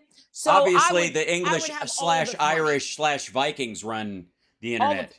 Obviously. So, like, I wouldn't have to worry about trying to put my book out self-published because I can't get an agent. You know, like, none of those things. Like, I wouldn't be worried that I'm unemployed right now. Well, you know, no good. You got to understand that no good conspiracy doesn't have its. We got to throw them a bone. So you got to make it look. Your cover. I know, but you're the Jews that can't get jobs and aren't getting it. They're the ones who are providing cover for the ones who run everything. That's the the storyline. Soros plot. Right? Yeah. That's the whole thing. So Soros and the power Jews can run things. The Ashkenazis, all the argument, like the crisscross Jews that may or may not be in whatever, that's the argument you'll hear. I'm not kidding. Nope. I'm 100% Ashkenazi, both sides. Thanks, 23andMe. Like, I didn't know that. That's cool. All right. Very smart. I don't run shit. But thanks for COVID. Did I do that too? I don't know if you know that, but yeah. Did the Jews go to China and have a bad egg roll? What According happened? to RFK Jr. According to RFK Jr. Really? The COVID-19, you didn't see that? COVID-19 looks designed to attack everyone except Ashkenazi Jews and Chinese people. That's right. The virus flies around and goes, smells Jewy. I'm gonna move on. That's not how it works. It's like, it's that A6 receptor that that only Ashkenazi Jews and the CCP people have. Actually, if you draw the vaccine and turn it to the side, it has a bigger nose than Bradley Cooper in the Bernstein movie. So people are fucking insane. They are fucking insane. You know what? I just want a job writing about politics. I learned a lot last week. I got a lot of like great life advice from people who care about me and love me. And I found out a few bits of information so like I can get it out of my head and move forward. Like, my former radio station in Portland blocked me on Facebook last week because a friend of mine responded to a post of theirs where they were like, tell us something cool and positive about Portland. And my friend Allison goes in there and goes, and she tags me. She goes, Tara Dublin, we totally miss hearing her voice on 94.7. And then they blocked me so that I wouldn't go in there and be like, yeah, come on, all my friends are here. Come on, let's go. So that was like a really clear message from my old radio station. And they're like, we don't care how many Twitter followers you have. We don't care how many famous people follow you back. Right. We don't care. We don't care. We don't care. And I was like, okay, bye. Right. And then, just like some others. And then my friends were like, stop putting things on the internet about the Foo Fighters. Nobody cares. The Foo Fighters don't care. Nobody Mhm. cares. And I was like, okay, I won't do that anymore. I'll just put my book out in the world and see if anybody buys it. And fuck it. Fuck it all. Right. Who cares? What matters? Yesterday I went to the coast. I was like, fuck it. I don't have any money. Here, should I buy my friend a $50 lunch? Why not? Why Uh-huh. not? Just throw everything into the ocean. Who gives a shit? Anyway, my Venmo is venmo.com/Sarah Dublin. It's September 11th. I have to pay rent on October 1st that I can't pay right now. So Hit her up. I'm thinking about very seriously making my book available as a self-published thing and just being like, here it is. You like it? You don't I like think it. it's a Here, great just idea. get it out of me. Get it out of my body. Get it out of my head. Let me move on to my next project. And then maybe I can show an agent, look, I sold 2,000 copies of my own book online by Right. myself without you. Now let's go make more money together, make a Right. movie and whatever. And whatever. I'm so over people hammering on other people and people not supporting other people. And when I put out a thing about my book, instead of getting great engagement, what I get is the fucking trolls going, nobody cares. But you cared enough to respond. Well, that's, again, that's easy though. Again, Yeah. these are all the knee jerk is very easy because it's automatic. And if you're, if you've already got kind of a built-in response to anything you do, they're going to respond negatively. And anything that they think they can dunk on, they'll do that. And then you just kind of have a binary choice in their head, and they're throwing one of two switches. That's their job. And so somebody who has to walk up to a computer and actually like run things, or versus somebody who has to actually code the fucking thing, is very different from what's effectively the internet politics of flip on the right wing switch, flip down the liberal switch, like whatever that idea, which is exactly what they do. That's the straight. Now, it's less effective than it used to be. And look, at this point, how I've been building this show, like a race car that was in a kit in a box when the race started. Like in the movie Christine, you get the door, then you get the tail it starts light, going ronk. Yep. Ain't nothing like having your own live stream show, except maybe for pussy. I love that you can get in there with that random deep Stephen King quote. By the way, Stephen King followed me back on Twitter, but we haven't had any exchanges yet. So I'm looking forward to actually having ask him for writing and publishing advice. It's a nice conversation starter. Fucking start a podcast about writing. I might just start a podcast called Tara Dublin Can't Publish Your Book, and people will watch it, and it'll be all like, you'll get a huge audience of people who are like, I've always wanted to do a book. How do you do it? And I'm going to bring on people who are going to help me figure out how to publish my book, because I don't know shit. That sounds great to me. That sounds great to me. I would love to. And you don't get paid first. That's the thing I learned from this thing. It's definitely we're in a hustle era. You don't get paid era. at all. Yeah, well, no, I know. I think I'm amazed at some of the podcast money that's out there. I think it's some of it, yeah, but that's very niche. Like Mark Maron and like 5 other people, and then the rest of us are like treading water. Yeah. Like, can I pay my rent with a bag of pennies? Can I do that? Is that allowed? Should I? Do you remember there was a guy a few years like way back, maybe in like more like towards the beginning of the 2000s, but he was a former radio personality and fell on hard times because the wrong people are in charge of radio. And then he stood by an off ramp on the freeway, and it was like, former radio announcer cannot get work. And people would pull up and he'd be like, hey, and then he went viral and got another job. Yes. I've been thinking about doing that just as like a stunt, just to see what would happen. Look, the problem is you're in Portland. Yeah, they won't hire me in Portland. It's not that. It's that Portland, standing on a street corner being weird, is an actual occupation. They probably unionized. Ooh. Well, by the way, the second strip club in Portland just unionized. I'm so proud of them. Nice. Yay, strippers. Yes. Get yours, ladies. Come on. Right. So that's how Portland's going to survive. The strippers are going to unionize, and eventually one of them will become mayor. That's my prediction. Hey, I would love that. My friend Viva too. Las Vegas should be the mayor of Portland. Her name is Viva Las Vegas. That's her stripper name, but her real name is Leave. But my friend Viva Las Vegas should be the mayor of Portland, 100%, because she's brilliant, and she's probably one of the most famous people in Portland. She's an entrepreneurial businesswoman. Yes, she is. She's given a TED Talk even. She knows what it's like to work hard for the money, and and put so in you better the treat hours. her right. I agree. Yeah. So right now, I mean, particularly here, but know one of the things, a friend of mine and I went out to dinner the other night, and we were looking around and just like how things have deteriorated. And she was like, "We're going to need to have like 3 or 4 jobs to be able to pay our rent.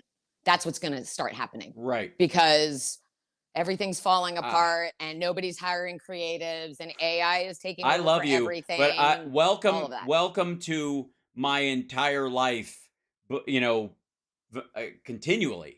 I mean, You mean there's literally, no like, sweet, sweet queer as folk residuals flowing in all the time? no, Do because you we get were those checks under. that are like be- 10 cents? Do you get Oh, those? worse. So, when we did 5 seasons, the first 3 seasons were under an ACTRA contract, which is the Canadian AFTRA, right? And Hmm. SAG one world SAG rule or whatever didn't apply at that point. And so Hmm. we didn't get paid into our pension the first 3 years. We didn't get any of that stuff. And Sharon Gless and I eventually said, all right, that's that. We're not re-upping for the next 2 seasons unless we get a SAG contract, a real with some residuals and some health care and that kind of. We're not Hmm. Canadian. We can't go to the fucking healthcare system up here. One of the reasons why the actress system sucks is because the presumption is that if you're a Canadian actor, you have national health care in some form up there, and if you're an American actor, go the fuck home. We don't care. If you're sick, Yeah. leave the country. So it Yeah. was just, and even with all the production that was up there, and so she and I held out, and the last 2 seasons are unionized, and we did maybe uh, like half the episodes. Basically, we were doing 20 episodes a season. We were doing 16-hour work days. At end of season 2, I literally was working. I'd worked 2 22-hour days in a row where I'd gone Ugh. home, slept for 4 hours, and they brought me back, and I slept. I just was there the whole day. I was so exhausted. My vision was blurry, and I was Hmm. worried that while I was waiting to say my line, I would fall over. I was like doing this kind of like, this is bad. I had a migraine for 4 days after, and I don't Hmm. really get migraines, but I had a headache for 4 days after that shoot because I had never been that exhausted in my life. But the thing is, as an actor, you can't get sick, and you can't, you take off, everybody takes off. It's not like Right. an office, right?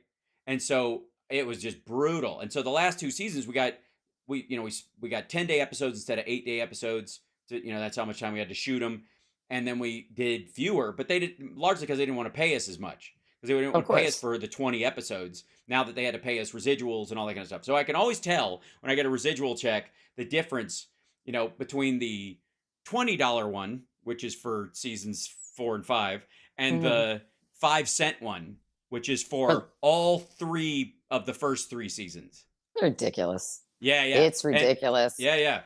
Do you So see it? I'm curious about the strikes only because, like, if I actually get to move forward and do stuff, I just want to be able to understand, like, how it all works. Like right now, everyone's calling Drew Barrymore a scab because she's going ahead and filming her talk show, and she's claiming to do it without writers, but right um, and she's in violation of. I read a after thread about it rules. because right. So um how do you feel about that? Like, I understand I people no, wanting I to continue to work and give other people work and support people who are working as long as they're being compliant.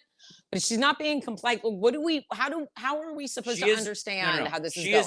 going? I disagree with her not being compliant in that and doing a talk show without writers. If you're just talking and you're chatting, you're not breaking the rules. Acting is very specific and also is copy reading. That is the skill. Mm-hmm. Yammering on camera, anybody can do. Welcome Well, we're to doing that the right now. yeah, right. Welcome to the Mhm. fucking internet. The skill that you work for and why you unionize and why you've dedicated yourself to this, you know, going forward, it is that you've gone to school for it. You've had elocution classes. You memorize lines. You can do all that kind of stuff.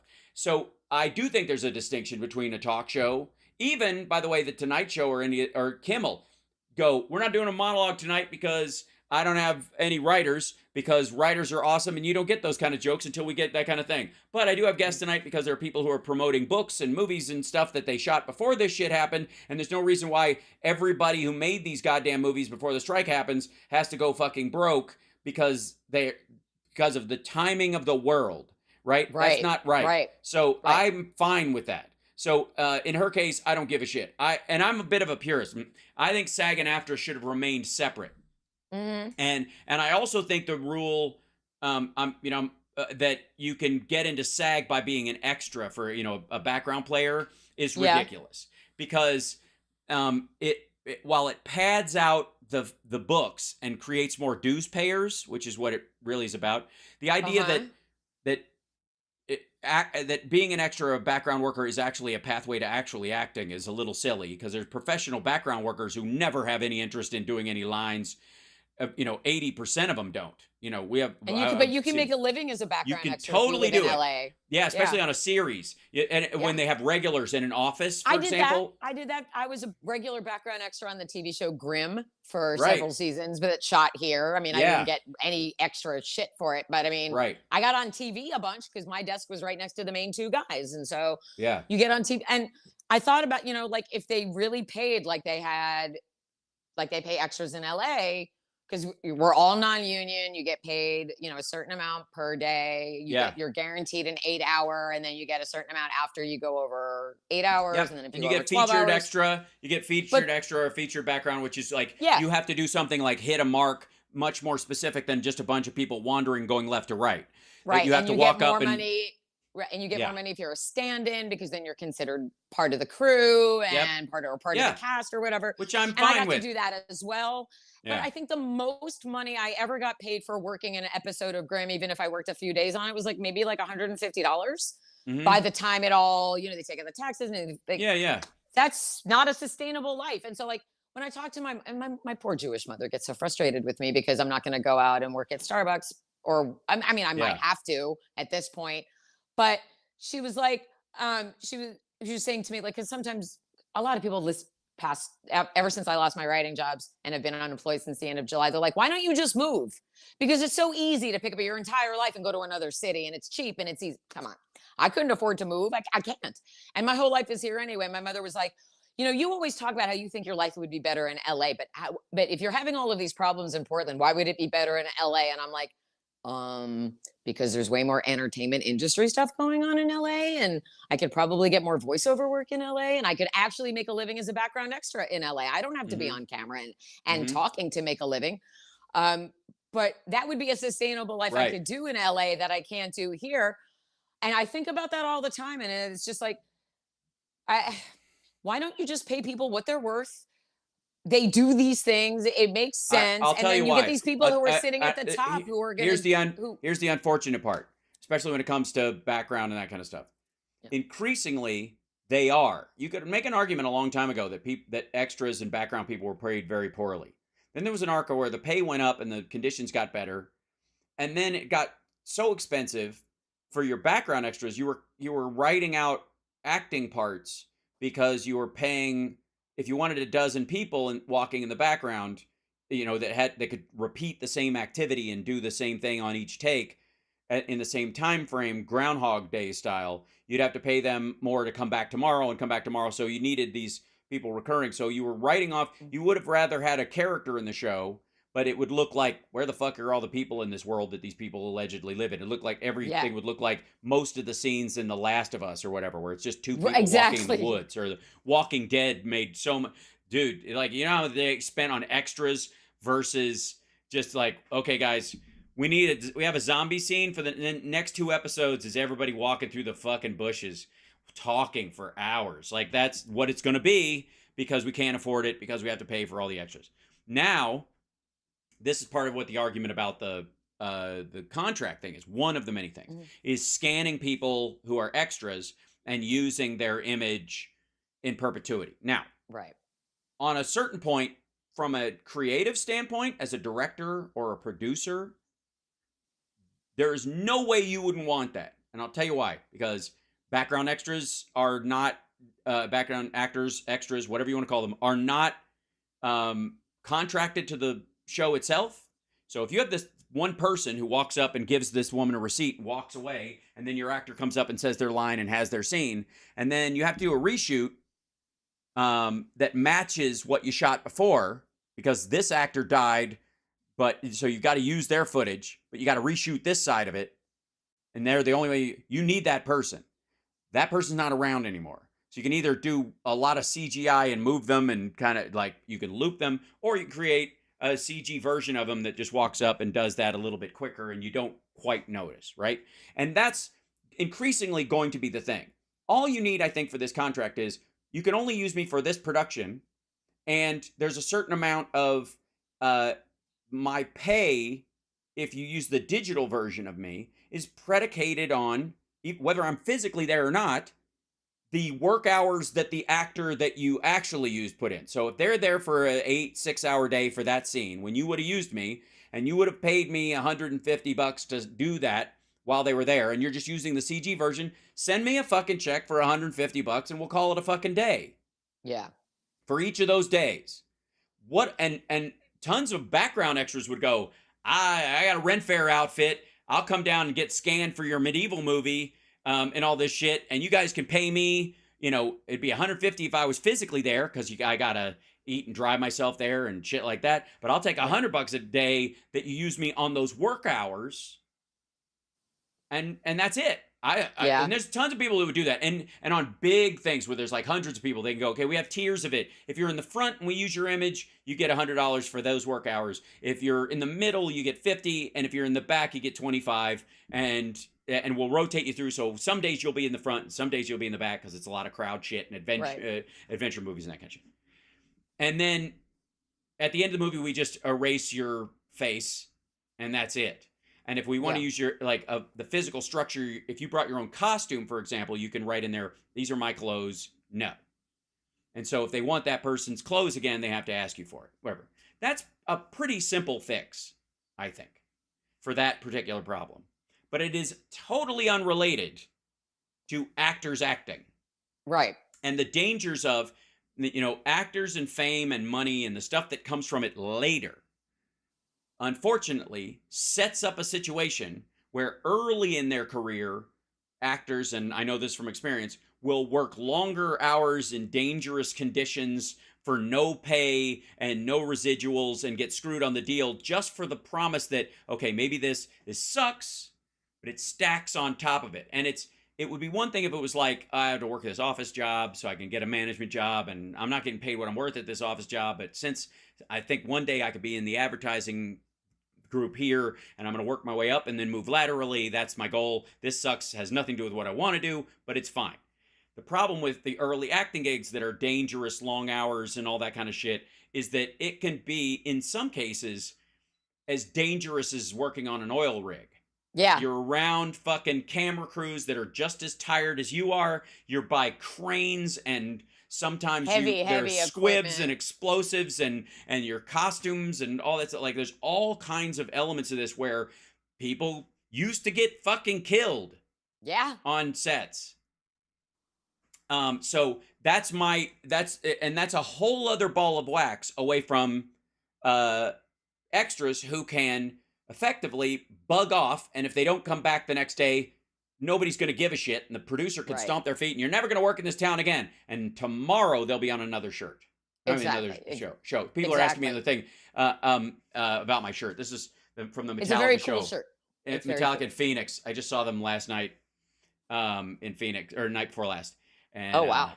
It was so good. It was so good. They did Call of Cthulhu, which is like, it's an instrumental. They don't do that very often. I don't know when the last time I saw them do it. It was amazing. And like is that like when Spinal Tap does Stonehenge? No, that would be when Spinal Tap does Stonehenge. What would be the equivalent for Metallica? Well, production wise, it would be one. Because that one makes is sense.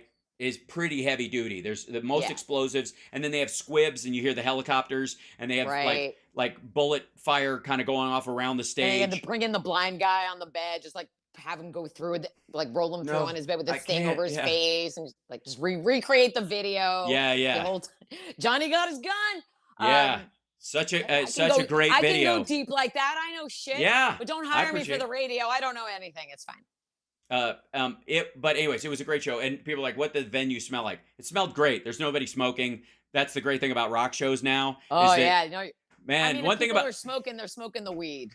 That's it. No, not even you can't do it inside, and you can't do it within like 30 feet of a doorway. And in Arizona, like in Portland, that's the thing. That ain't shit. You're 30 feet from this doorway, but you're 10 feet from this one. Nobody gives a fuck, and they're The blowing whole city smoke out smells their like fucking weed window. anyway. Yeah, it's ridiculous. But in it really Arizona, does. you can't stand 30 feet from a doorway. You'll cook. So Yeah.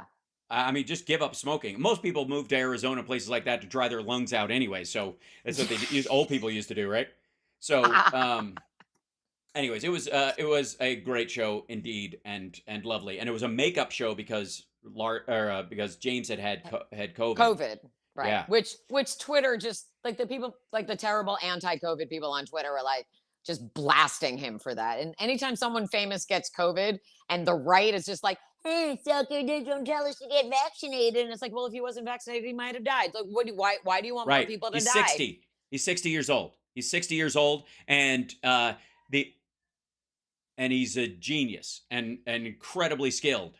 Shut the fuck up. And he should be preserved and in amber and protected forever. for life because That's he's James fucking Hetfield. Yeah, exactly. People are just terrible. People are just terrible. I think there was a I saw a video this morning before I'm kind of prepping myself, and we're almost out of time. We're actually over time, but I don't care because it's Tara Dublin Rocks. And follow her, by the way, on Twitter or /shitter or whatever. And then Venmo or the price of a cup of coffee in Portland, which I think is $600 that would be delightful. It's about that, yes. Yeah. And like this, well, where was I? Before I started the sales Metallica. Pitch. Yeah, but Portland. But the COVID thing, like people like COVID. This idea that it was a control structure. There was a guy on. First of all, I hear tell that Jimmy Dore read Cornel West the Riot Act and accused him of effectively inverse bigotry, which is hilarious, and I'll cover that if we can find that video later in my show. But also, I saw this British guy who was talking about how England is having a low IQ problem, that complex systems can be fucked just by dumb people being in charge of things. And if you don't make enough people smart in your populace, you get into trouble. And so, like, 200,000 people, passengers, their flights were grounded and shit because of one, airplane misfiling their flight log. And it cascaded across the system and grounded a bunch of planes, and a bunch of people were stuck. And this guy that's why England's just having a hard time, right? That's terrible. We've got a low IQ problem. People aren't committed to, growing and blah, blah, blah. And there's a little bit, like, he probably views himself as conservative. But the idea is that he's actually making a pro-education argument, and I always find that ironic. But at the end of his thing, he was like, we've got this low IQ problem in this country that one single misfiled thing can cascade across the entire system. Well, the misfiled thing was from an Air France flight. So, I'm sorry, are we responsible for the low IQ accidents in other countries? And then what really occurred to me in this guy's complaint was, is your system that brilliant if one mistake can fuck it up? And it started making me think more about how, like, Jan 6, not only was it the people who tried to pull it off, were they fucking stupid, but we have a lot to be proud of that our system, soldiered through that shit. Is it ugly? Yes. Is it uncomfortable? Sure. Same thing as 9/11. That's a major fucking thing. Imagine two planes hitting hitting the Burj Khalifa, or flying into two towers in Beijing. Right? And imagine the cascading effect on their government, on the people, on their reaction, not just America, and go, and you can play games about how they would have been much better about it, which I don't buy. And in many cases, they would have been much worse. Just look at when Houthis bombed a gas refinery in Saudi Arabia, it was strafe bombing for a month. So please simmer with this idea, but that somehow we're uniquely shitty. But this idea was like, our system's so complex and wonderful, and these idiots are blowing it up. And I'm like, well, you know what? The smart money is on that humans, we're not born smart, we're not born cultured, we're not born, believing in equality. We learn equality or bigotry over the course of our lives. And there's a tremendous amount of arrogance to believe that you were born smart, which Trump does all the time. I got good genes, which is fucking ridiculous. No, he does not. Or like on our side, the people are like, I would have been liberal and progressive and believe in all this wonderful fluffy stuff if no matter what. And these people are like, bullshit. If you'd have gone to Jesus camp, like in that documentary, you'd have been one of these assholes because that's It's how all fat. That's how long. subjective. Yes, It's so and so subjective. have a little like patience with your fellow man and recognize that they came by these scars naturally, but also like the resiliency of our systems and voting and making sure you're committed to the long game in this is key to how resilient they actually are. And So we need to speak up that's all. when we see things that are wrong and Yes. explain why they're wrong instead of Yeah. just yelling. And you have to Hmm. back it up. And so right now, one of the things that I'm focusing on, and not enough people are aware of, I don't think, is the superintendent of public schools in Oklahoma Hmm. wants to implement the PragerU curriculum for all Oklahoma schools, all of Right. them. And Right. that is Christian conservative cult bullshit. Right. You want to create a Jesus freak cult? Go right ahead, keep it away from our public schools. Hmm. Your indoctrination of children is not okay. We are not a Christian nation. Our nation does not have one defining religion. Our nation was founded by people getting away from that and Right. providing freedom to worship the invisible sky daddy any way you want. That's Hmm. what America is for. You are Yep. not allowed to bring your Jesus freakery into my government. You're not Right. allowed, and you definitely shouldn't be putting it into the public schools. Now, I Says understand why you. by the way, said by the Jew that runs everything. I run it all. I'm just pretending to be We poor. can't have public schools. You run media. You've got the tech sector. You control the Illuminati. Can't we just have the public Illuminati? Right. What the fuck? All of that is bullshit. But I'm angry as an Yeah. American citizen because all of this interference, like the Moms for Liberty and all of these people who want to Right, change right. the public school, and Ron DeSantis and everybody who's trying to change public school curriculums so that they can be indoctrinated and have this white cult of obedient sheeple. To Mhm. them, I say, like, tell me about a time your parents went into your school and told your teachers what to teach you. It Right. doesn't. That doesn't happen. It You know never what happened. My I parents I went to school for the Mhm. teachers conference, and they're like, "You're doing well. You have A's. Bye. See you next year." Yep. That was it. That was it. They didn't question it, that because we were taught like the regular curriculum. Here's what happened in the Civil War. Here's what Mhm. happened in the Vietnam. Like it's facts. It's Yeah. documented historical facts, Right. and we have to preserve the documented historical facts because the GOP is very invested Like in yeah. creating this whole new generation of people who don't know any of the history that came before them. And instead, it's America has been white and beautiful and perfect, and everything has been awesome since the start. And we didn't steal this land from brown people. We didn't enslave the black people. That's hooey. That didn't happen. White people are great. No, no, Well, you know we what the can't let problem? that happen. Here's the problem with teaching history the way that they do is that in many ways they are reacting to we're going to teach history up to a certain point and stop, as if there wasn't a rolling history that led to that gives you a perspective on how humans lived at one particular time. And what they want to do is just take what they see as an unfair stake in the ground and move it back further and further until it obscures all meaning from the actual functioning structure of the country. Right. And you could argue that the 1619 project is another version of that, in that this, when you're talking about the British, French, and the Spanish fighting over territory, you're not talking about America. As a matter of fact, America was born out of a fuck that nonsense anti-monarchy pushback that was resultant of that 1619 slavery that we're talking about.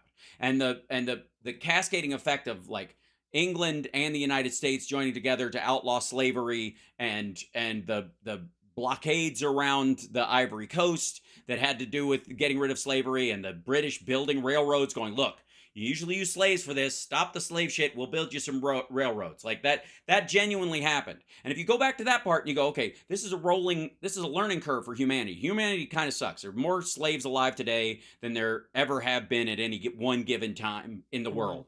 6% of the slaves that came over in this transatlantic slave trade from the west coast of Africa came to what is effectively the colonies in the area of the United States. The rest went to South America and Central America. Like where do you think Afro-Brazilian culture comes from? Huge plantations that dwarf America's, because America's was focused on textiles, cotton mainly, where they were doing fruit. And fruit requires a lot of people picking right fucking now, whereas cotton can be a rolling thing over a season. It can happen quickly, it's a good thing, but it's not the same thing. And same thing with tobacco. It's an aging process. Right. Whereas fruit's brutal, right? That's why we don't have any workers who want to pick fucking fruit in the country. And it's why migrant workers are like, I'll do that, but I'm not going to fucking live here in wherever the fuck, like a passenger in this city and not a citizen and have to go back. Right. It's but the point is, having this conversation about the depth of it, all they want to do is stop it back to a point where they're like, don't look past this part because we look like dicks.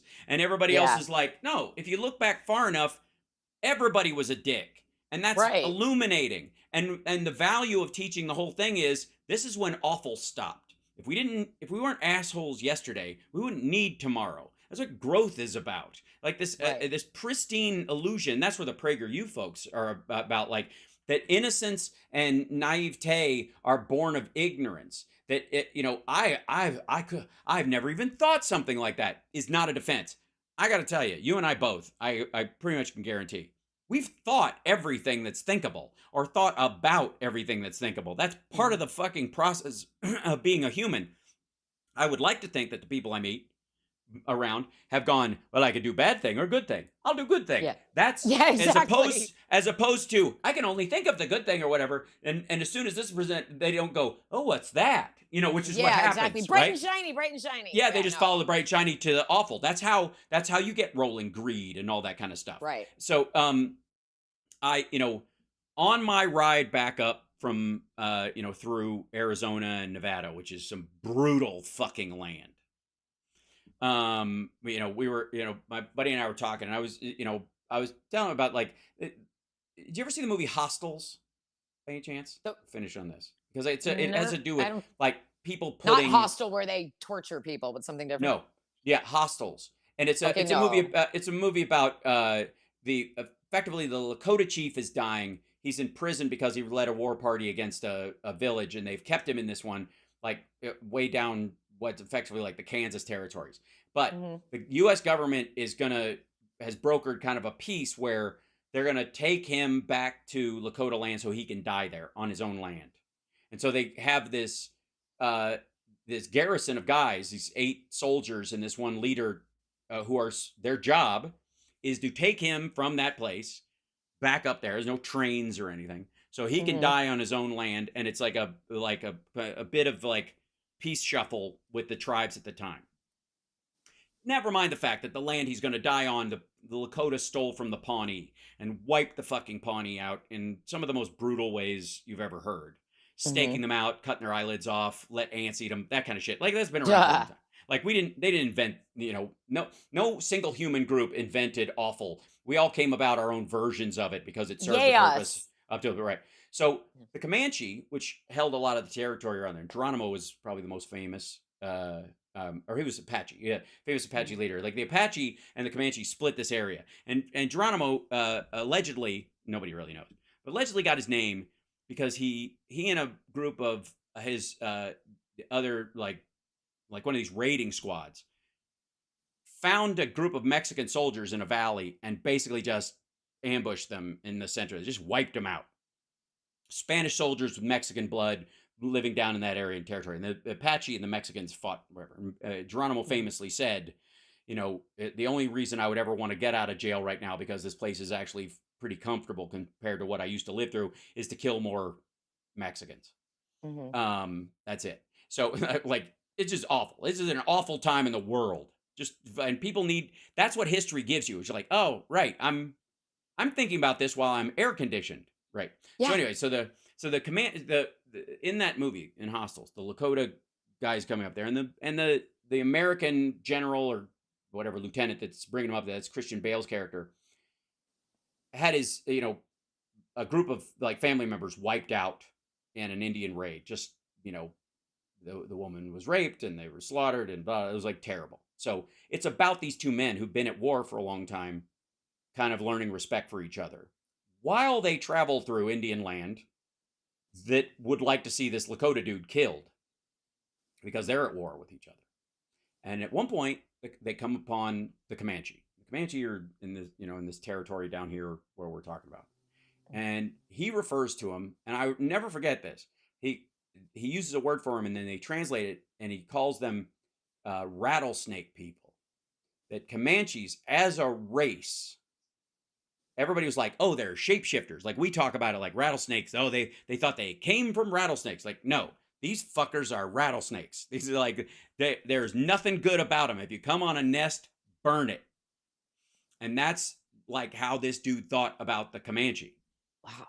And the Comanche had a habit of raiding Lakota villages or Navajo village, whatever they come across. If they wanted your land, it would effectively kill all the men, take any of the attractive women for themselves or enslave them, and then they would drag the children behind their horses with a 50-foot rope Oh my God.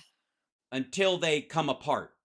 And so the idea was anybody who thought to fuck with them would see these trails of blood, go, maybe there's blood, but maybe they're alive. Maybe they crawled away. Maybe they, some people from my village left. And at the end of these trails of blood, they would find these eviscerated, turned inside out babies and children and stuff. And this was like, and then they would be sitting there and shoot them with arrows when they came down, or guns they got from the French. God. Right. So put that in the context of this is where we're standing. And this is what history was full of everywhere, all the time. And America's newness and our ability to, in our striving for democracy, push the UK and other monarchies into a parliamentary system where the monarchy effectively became more, just like somebody who wears the hat, as opposed to a full functioning dictatorial monarchy, is an incredible shift in human history, and it's fucking delicate. Yeah. But why would anyone want to go back to a dictatorship? Because that sounds a lot to me what MAGA wants. They want one man in charge of everything, and they don't care. They have a fantasy belief that they would be the winners. Of what? What did they win? What did they get? No, that they would be the one in the gun. They, like, if we went back to the Old West, they all think they will be Quick Draw McGraw. Yeah, no, that's not what would. That's if you look at them, you're like, I don't get it. It's like the people who are like, we're the master race. And you're like, dude, you stop masturbating. Master reading, maybe. And then we'll get back to you. Did you see that photo of Trump standing next to Giuliani and their belts are like here? Oh, Jesus.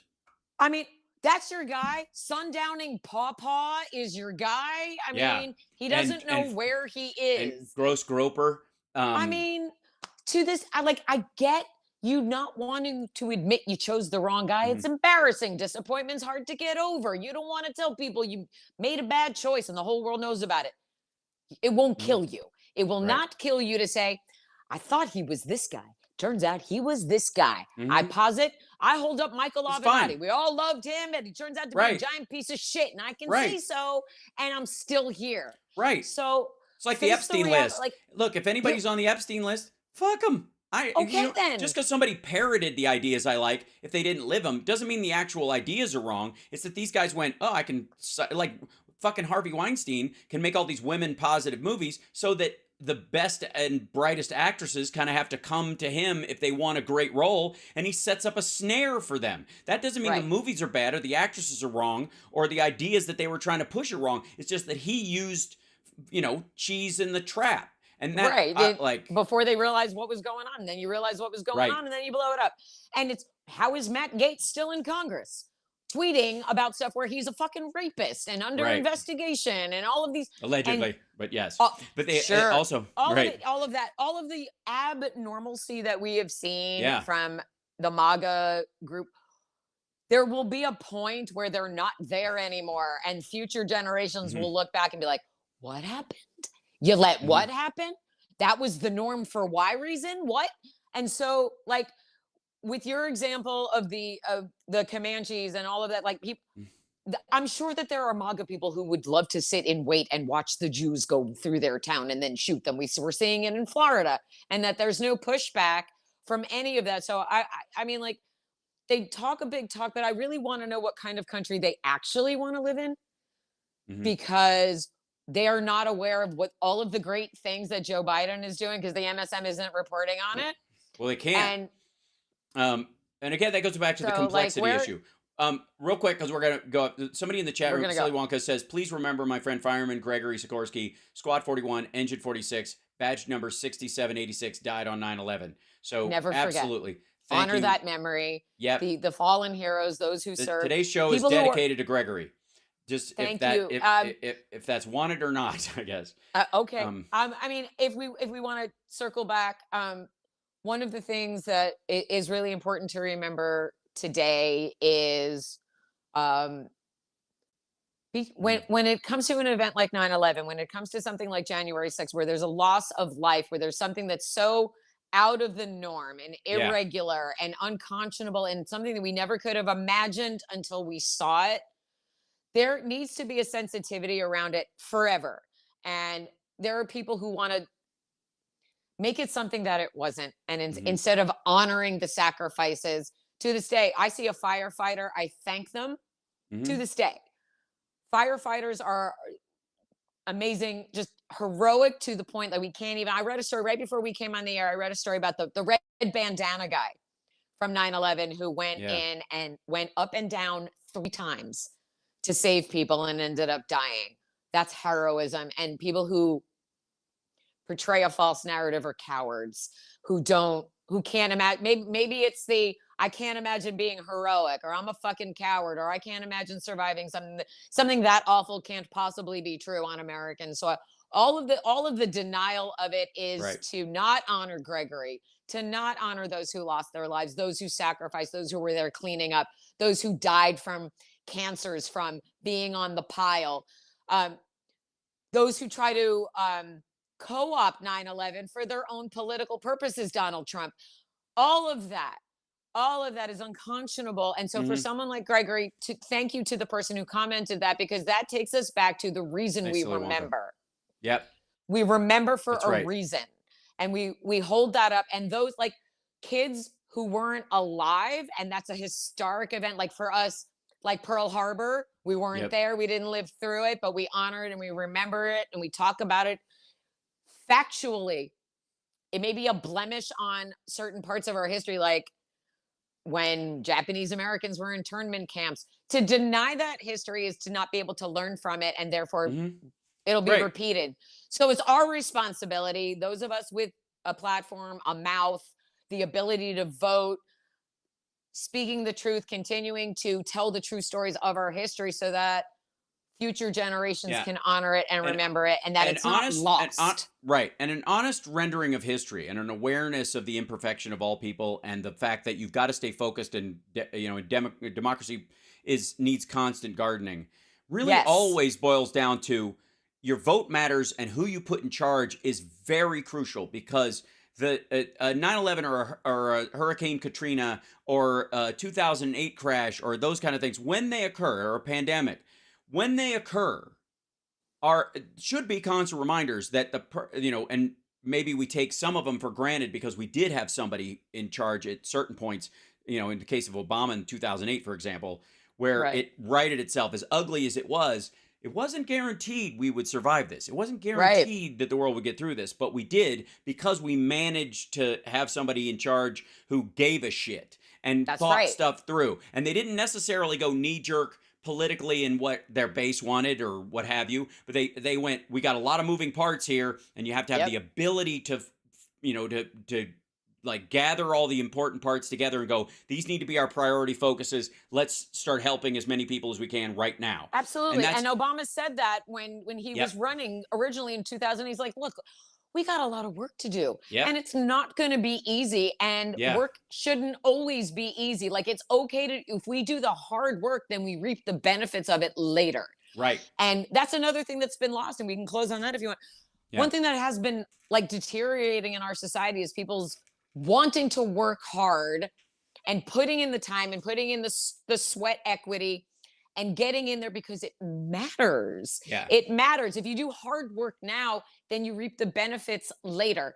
And if something is it too hard for you, is it too hard? Suck it up. Yeah. Suck it up. This is a American resolve, American backbone. That's what we Mhm. used to have. And now we have a bunch of fucking snowflakes who are putting their heads in the ground and living like ostriches because they don't want to admit Donald Trump fucked things Well, up you for used to, everybody. there would be a period, there was a period where everybody got exhaustion points that you proved how strong you were by how exhausted you were by the whole thing. I don't Yeah. think that ever applies, especially the more important you think these things are. If you We really can't we believe, can't just you be can't get tired exhausted. or You can't, complacent. Mm-mm. you got to find a way to renew your energy. And that's where humor and that's where resolve and a sense of stoic optimism Yep. Matters in this. So Tara Dublin, That's right. Tara Dublin rocks on Shitter, and she's not on any And of the on other the sites because she's TikTok, gotten kicked off. Oh, I'm yeah, on the she's TikTok.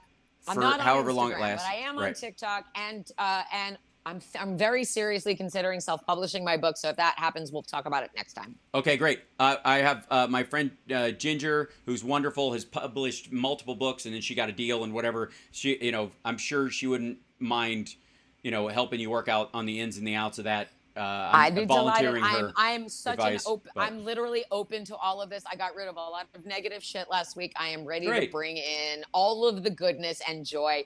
Thank you for having me as usual. I just Oh, adore you. well, I adore you too, and we'll do it again, and something will birth out of this that will be functional for everybody involved, and I'm glad I did the hard work of dragging this little show that could along to where we're at 56,000 subscribers. We've made it to 56,000 on YouTube, and on Facebook we're at 90K. So that's kind of amazing. Yeah, we're doing all right. If so, everybody sent me $1, I could pay my rent. I'm just there kidding. you go. You don't have to. There's no obligation. I'd rather you bought my book or signed up for my Substack because at least you're getting something for your money. Yeah, we'll get something. All right, see you guys besides next just time. a good Thank feeling. you. Yep. Okay. Love you. Thank you so much. Bye. Bye. Thanks, Tara. Appreciate you guys. Thanks. We went a little bit long today, but it's okay. It's a thing. Tomorrow I don't have a show because I have the jam. But I will have the show this afternoon, like normal. Wednesday, Phil will be with us, and we'll do our regular shows as per usual the rest of the week. I may be ever so slightly bagged out, depending on if I drive back right after the jam. Now that I'm hosting, I don't get on the road till 1 o'clock in the morning, so it means arriving at 5 and doing a show at 9 is a bit what's the word? Bananas. But I love you guys, and I don't like the technical aspects of what we have to do with the show there, so I'm going to do it anyways. That would be the hard work we're talking about. Till next time, I'm going to leave you with my, I can't play them because I'll just tell you, my favorite Metallica songs. Number 1, Leper Messiah. Dyer's Eve. Those are the two that I probably play the most on a loop. Master of Puppets, of course, and or like Sanitarium, and I come from kind of the old school of that. But even the garage days, I'm trying to get them to let me play and sing Bread Fan, which is a cover that they did. But we'll do that hopefully at the jam when we do the Power Trip episode of it in 3 weeks. 2 weeks and change. So Jump in the Fire is great as well. Oh, thank you so much, Arizona Sunflowers. That's right, guys. I don't talk about it as much as I should, but there's the Venmo. Somebody said, do you ever thank the people who give you Venmo? Yes, I do. Yes, I do. Thank you. And I also do it on there occasionally, or I'll heart something. A lot of times I don't have time, and I feel kind of like socially awkward about it. So if I don't do it for that reason, it's not because I don't care. It's because it's hard enough to get people to do it in the first place. The other part is to go to like, thanks, Charco. There you go. To go like, thank you. Oh. It's just, yeah. So love you guys. Holier Than Thou is great. Shortest Straw, absolutely. It's a long fucking song. Yes, Nothing Else Matters. But I guess if you're going to listen to Nothing Else Matters, because that's your day. So anyways, much love. See you guys. Yeah, Power Trip is the festival that's coming up. So we're doing a show around Power Trip, which is Judas Priest, Metallica, Iron Maiden, AC/DC, Tool, and one other. I forget what it is. But we're doing songs from them, from the different stuff like that. For Whom the Bell Tolls, absolutely. Anyways, love you guys. Take care of yourself and take care of somebody else. And I will see you next time. And if you feel obligated in any way to support the show or me or Tara, you're not. If you can, please do. That's it. Only do it if you can do it without it being, if it tugs at you at all, don't do it.